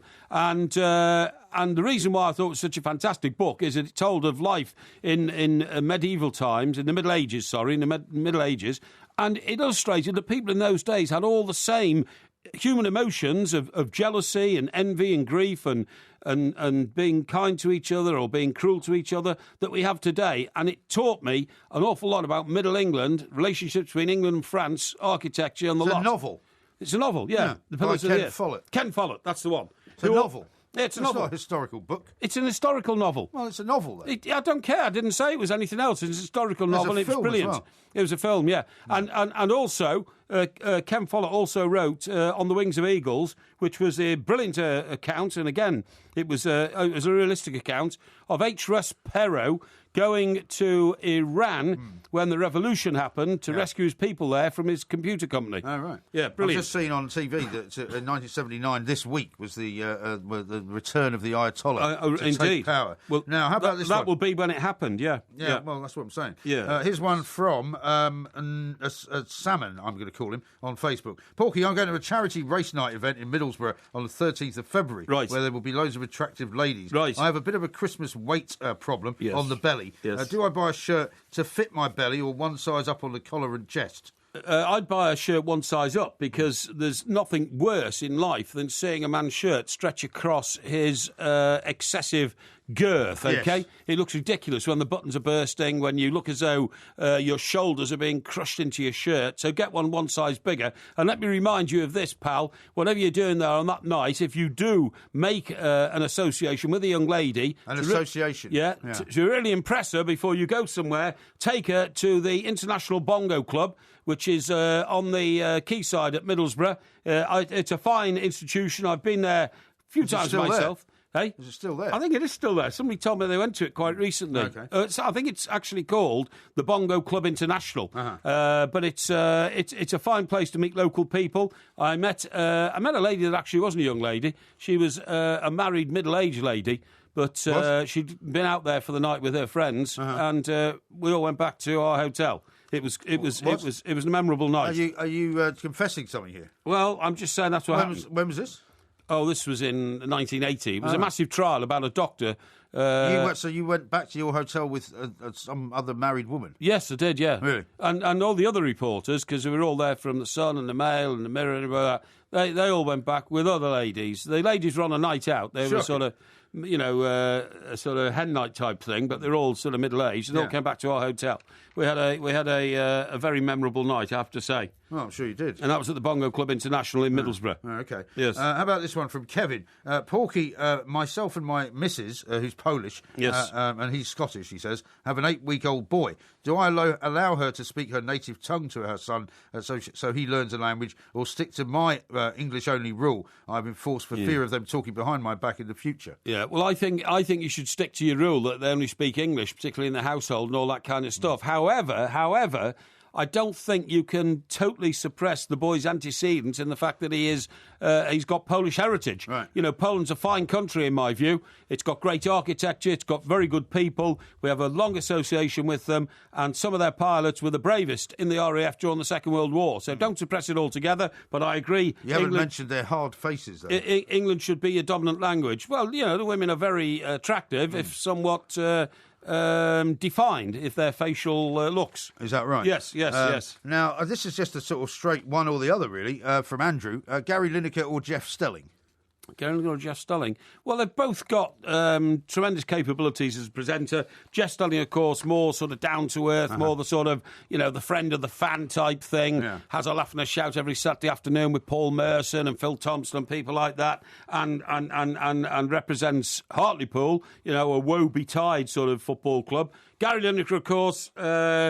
bit more kind of upmarket, for want of a better word, because Match of the Day is BBC. They're more austere than Sky are. They have a more stringent sort of operating policy in terms of presentation. It's not as loose as Sky, but it's every bit as good and informative as Sky, and I couldn't choose between the two, to be honest. Right. Yeah. And then final questions from Adrian, who's tweeted Adrian, at the two mics. Porky, he says, should Donald Trump use female porn stars to help him get votes over in the USA? Well, Donald Trump will use anything to get votes over in the USA. Yeah. And shameless. And that includes having been really insulting and horrible to lots of groups of people. Yeah. And he sincerely believes he's the man to lead America. He had a bit of a setback last night, didn't he? Did, yeah. When he didn't do as well as he thought he was going to do. Didn't do as well as he thought he was going to do. That's given him real problems now in New Hampshire, I should think, which is the next... no, it's not a caucus, New Hampshire, is it? It's a primary, yeah. Yeah, that's right. And he's going to have to consider his view. The problem is, if you're like Donald Trump and will do literally anything for votes, then people very quickly find out that maybe you haven't got any real principles except you want people to vote for you, and that can be your downfall. Yeah, it can be your downfall. No principles. Do anything for votes. That's why he's not going to be president. That was Ask Porky. Yes. We'll have another episode same time next week. Loads more coming up next. Richard Bailey of Great Britain attempting to navigate the icy garden path. Confidently shuts the front door and is off, looking good. A slip, a slide, into a slow 360 turn. Not intentional, mind you, but he's doing very well. Whoops! Spoke too soon! Both feet are up, they're high. That's it. He's down, right next to the garden gate. February needs more good stuff too, so Asda's got loads of deals, like these cosy new Covent Garden soups and Warburton's crumpets, both at £1, just to help make February that little bit better. Asda. Save money, live better. Selected stores, lines and availability. What are you going to do differently this year? Save the planet? Save some money? Be more time efficient? Reduce your business travel for meetings and make all 3 happen as part of your everyday business practice. GoToMeeting is the online meeting software that allows you to meet with HD video and voice calls, where you can screen share, present and collaborate from anywhere on any device. Do things differently this year. Meet online with GoToMeeting. Try it for free at gotomeeting.co.uk. Roll up, ladies and gentlemen, and prepare to be amazed and astounded by Colin Murray's Carnival of Curiosities, featuring a feast of fascinating facts and a farrago of fiendish falsehoods to untangle from the tantalising truths as Mr. Murray delights and astonishes you with his assortment of amicable acquaintances. Don't miss Fact or Fiction every Thursday morning from 10 on Talk Sport with Regain for Men Extra Strength Scalp Foam, scientifically proven to help stop and even reverse hereditary hair loss. Contains minoxidil. Always read the label. Talk Sport. Radio's #1 goal machine. Stunning finish! The Football Club on DAB Digital Radio and 1089 and 1053 AM. Talk Sport. Hi-ho, hi-ho, hi-ho.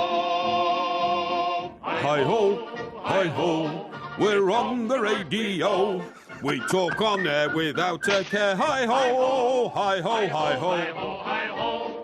Hi-ho, we like rolling around in the snow. You see what I mean? I don't remember this. Yeah, that was...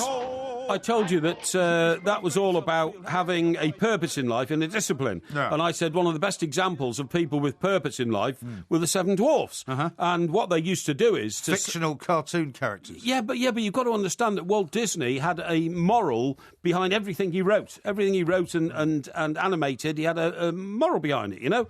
Like Bambi, the survival of the strongest and all this kind of stuff, you know. Well, the Seven Dwarfs was all about having an attitude to work. And the message that he was trying to get over was, hi-ho, hi-ho, it's off to work we go. It was saying, have respect for your workplace, have respect for your job, have respect for yourself. I see. By having a proper job and approach it with a very positive attitude. I thought the story was all about Snow White. Yeah, well, it is, but I mean... It's not about the Seven Dwarfs at all. It is about the Seven Dwarfs and them having a proper approach to their job. Listen, now, you know that cobblers you told me about the man-eating lions. Yeah, Lord Lucan. Well, yeah, a couple of people have texted in to say it was tigers. I was just about to say that. Man-eating tigers. I was about to say that. Are they man-eating tigers? I was about to correct myself. It was, in fact, a tiger called Zora, which is a man-eating tiger, not a man-eating lion. But, well, how's a man-eating tiger? I'm sorry, it's same. Yeah, well, he starved the tiger. He starved the tiger. You can't describe a tiger as a man-eating tiger. No, you How don't. many men did he eat? Or she? Well, we don't know, you see. Well, so that's the point. If the tiger doesn't eat men, then it's not a man-eating tiger. Well, but it did eat... The story is that it did eat Lord Lucan. Well, it may or may not have eaten Lord Lucan. Well, you might as well call it a Lord Lucan-eating tiger, then. If you ask any criminologist, right, and this is putting the pieces of the jigsaw together, ask any criminologist, you know, a man who studies crime and all that, the most difficult thing to do in any crime, particularly a murder, is get rid of the body.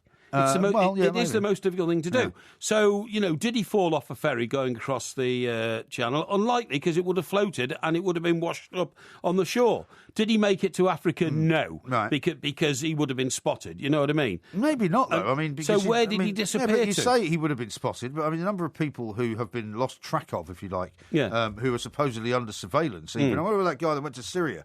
You know, the police went and knocked on his door and he wasn't there, so they went away.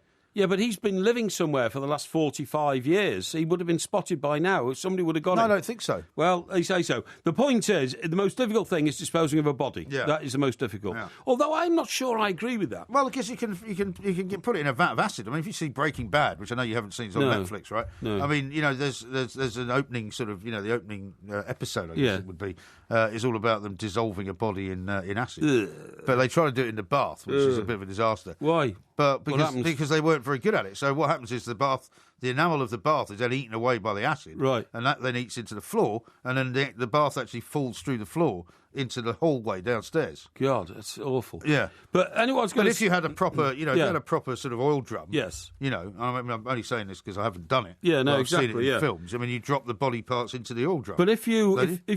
I would think so, yeah. If you throw a body into a compound with a starving man-eating tiger, the tiger will eat everything on that body. Yeah. Right? Yeah. Well, you can put it in... How about piranhas?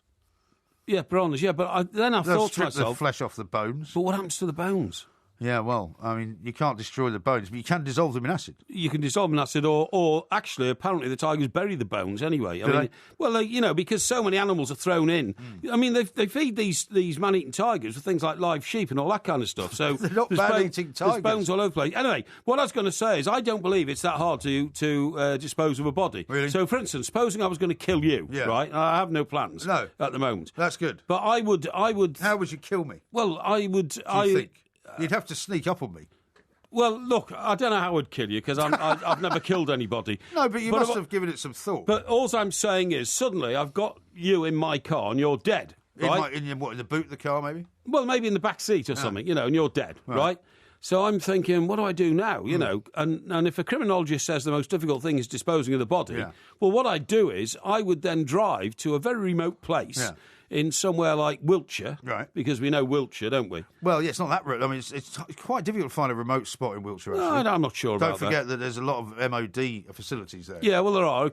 Okay, maybe somewhere... I'd say one of the most remote parts of the British Isles would be somewhere like Scotland, actually. Well, yeah, but you'd have a long drive then, and the longer with the drive... me in the back. Yeah, exactly. The longer the drive, the more likelihood you've got to get stopped or something like that, or well, surely you would take the body out and put it in the boot, though. Well, you're so heavy that I've thought about that. I thought, well, how would I get you out of the back of the car and get into the boot or something like that? And if I put you in the boot of the car, would a passing police car say, well, there's an awful lot of weight on the axle there because you don't normally put bodies in boots, do you? And normally there's just a few boxes of chocolates in there. Yeah, exactly. That's right, yeah. But anyway, I would find a field somewhere. Maybe I'd take you to Surrey because I know some remote places in Surrey, like Box Hill or something like that. Box Hill's not remote. Well, it can be in midnight or something like that. Oh, yeah, that's not very suspicious. And then I'd find a spade, right, and I'd dig a big hole and I'd put you in it. Have you ever tried to dig a hole in a field? No. It's very difficult. I should imagine it is. Very difficult. I should imagine it is, It's quite hard work. And also it's got to be quite deep. And then it will look. You have to make it look like it hasn't been disturbed earth. Well, exactly. But I mean, couldn't I just, I don't know. Well, you just go the mafia route, right? Yeah. And just hire somebody to shoot somebody, and then drop the gun and run off. And then they can find a body on the street. I'm not sure about that. I mean, the other thing I felt, but if you didn't want people to know you were dead and disappeared, for instance, find a wood copse where nobody ever goes. And then just chuck it into the fern or something like that. Well, where would that be? Well, I've no idea. I don't know, but there's plenty of them around in Wales. In Wales? Yeah. There's plenty of... No, there's not. I mean, that's why people who try to murder people and think they'll get away with it always fail. Yeah. Because somebody always finds the body. That's what I said. People will walk a dog. I mean, you might think it's a deserted copse. Yeah. But then the next day, some guy takes his dog for a walk. Yeah. And then the dog finds it. Yeah, well, it could be the case. Could be the case. Anyway, I mean, as I'm never going to do it... I don't think you'd be any good at it. As I'm never going to do it, it's kind of irrelevant, OK? Yeah. So, there we are. Now then, we've got a big night on Friday. Yeah. I'm going to tell the audience what we're up to. Well, why? Why? Why? Because they're going to be there. Well, if they're going to be there, they don't need to know, do they? Well, we want to welcome them. We want to welcome to the hen and chickens, don't we? It's sold out, though. It is sold out. Well, we're going to be somebody there. said they had to return 2 tickets, so you never know if you check out the link on the 2mics.co.uk. I did put out a message this morning saying that 2 tickets have been returned and they will probably be available at the box office, Okay. So that's all we said. Yeah. But we're doing we're showing the live DVD. We did. On a very large screen. We are. And then we're going to be taking questions. Yes. For a little while afterwards. Absolutely, a question and answer session. Yeah, and we don't... I'm calling it an evening with the 2 mics. Evening with the 2 mics. Is that what you're calling it? That's what I'm calling it. I don't know it's called that. I've just called it a screening of the 2 mics DVD. Well, you'd be calling it a viewing, mostly. Which is still, a viewing. It's still available, by the way, the DVD, in get it off the website. And 2mics.co.uk. And funny enough, we've received a lot of orders this week from people who must have sort of woken up after Christmas and decided they want one. But because it's the January sort of... poll has moved on now and people are back to normal. Yeah, it feels like the year is well underway, doesn't it? Yeah, it does, yeah. Right, well, we got lots more coming up and we haven't got an awful lot of time to do it Yes. We are the 2 mics, this is TalkSport. Today you and I are not the same. You say you like the sun, I like the rain. So before we go, do it all again. You better catch your own train. This is TalkSport. We Are the Two Mikes podcast coming out around about, 5 or 6 hours from now. Timco says the tiger would have eaten the meat, but not the bones. The only animal that eats bones is a pig, as far as he knows. Right. Stuart says this, anything for votes. Is Donald Trump's new slogan, vote Trump, vote often? Yeah, could be. Yeah, but at least you know what you're voting for when you vote for me. The argument about Donald Trump is you've never really known what you're voting for. That's true. Yeah, it's going to be fascinating, actually, over the course of the next few weeks and months, which we'll be covering. Absolutely. Of course, how it all kind of unfolds. Because they're now saying that they've got this guy, Rubio, who might become, it's a sort of three-person race now for the Republican nomination. Yes. And Rubio might be the kind of preferred candidate. So he might be the guy that becomes president. You know In what? fact, that would be my tip at this point. Rubio. Oh, really? Yeah. Because I don't think Hillary's going to get it. No. Well, I don't think people don't like her. They don't like her, but she comes from such a strong political dynasty. I still think the Clinton name it's only a one-man dynasty. Yeah, but it's a two-term dynasty, though, isn't it? Yeah. That's the point. You know what I mean? Yeah. Whereas, I could never see Obama getting a second term. I thought he was so vacillating in his first term. I didn't realise that they'd but it was partly because Republicans didn't have anybody to put up against him. Yeah, of course. But I'll tell you what's damaging to Hillary is her personality. The fact that she kind of tells people that she thinks she should be president on the basis that she should have been president when her husband was. Yes, that's right. It should have been a joint job. But this thing, did you see that story yesterday about the emails? These private emails and the account that she's using from home. Yes. That some of those emails contain the names of CIA operatives around the world. Oh, right. And so they're now saying that she might have actually caused harm or possibly even death. Yes, that's to right. Some of these guys. Yeah. I mean, her behaviour, as you quite rightly say, was. Don't you remember that when, even when they were campaigning, and they didn't even expect to win it the first time round, she always said we were only practising in the first run at the president at the Oval Office. But she even said then, she said, look, vote for Bill Clinton, you get 2 for 1. 2 for 1. She even regarded herself then as joint president. That's right. But that's why, people haven't forgotten that. No, that's right. She was very pushy, and then she got herself involved in, trying to radicalise the health insurance business. Yeah, which was a disaster. And that didn't work, absolutely. Now, we didn't decide what a Porky quiz is going to be on. Porky quiz. And we've only got literally a minute to decide. All right, well, I'll go with it this late. I'll go with your original suggestion. Well, Beethoven, yes. You want a quiz on Beethoven? Beethoven, definitely. Okay. Yeah. All right, cool. I know a lot about him anyway, so I won't have to beef up on that too much. There might be some musical questions, I suppose. Yeah, that's okay. Yeah. You be all right with that? Yeah, I'm all right with that, man. Yeah, no problem at all. Fine. And what plans have you got for tomorrow?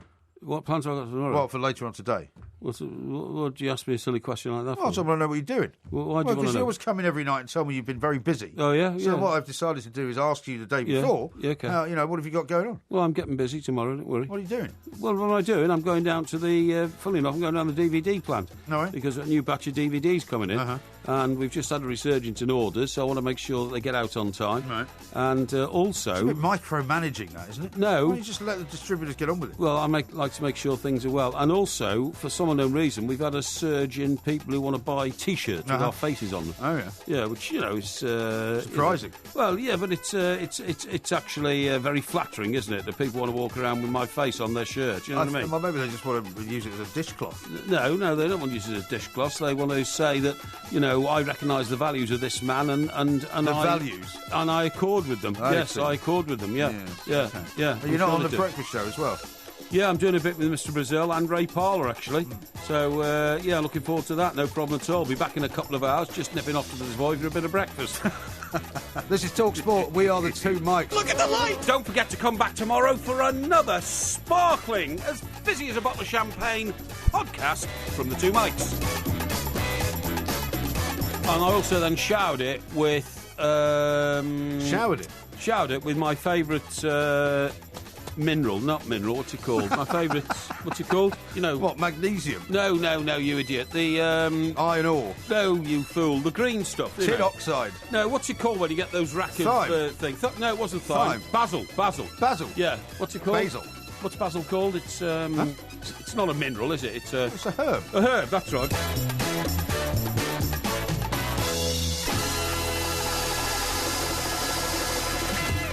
chicken's a chicken. Well, no, chicken is not a chicken, actually. It is. If you love the Two Mikes podcast, you'll love the live show. Weekday overnights from 1am on DAB Digital Radio and 1089 and 1053 AM and via the TalkSport app. TalkSport, your Premier League station with exclusive commentaries every weekend. What an absolute corker! TalkSport. If aliens are listening out there, then please beam messages into my head.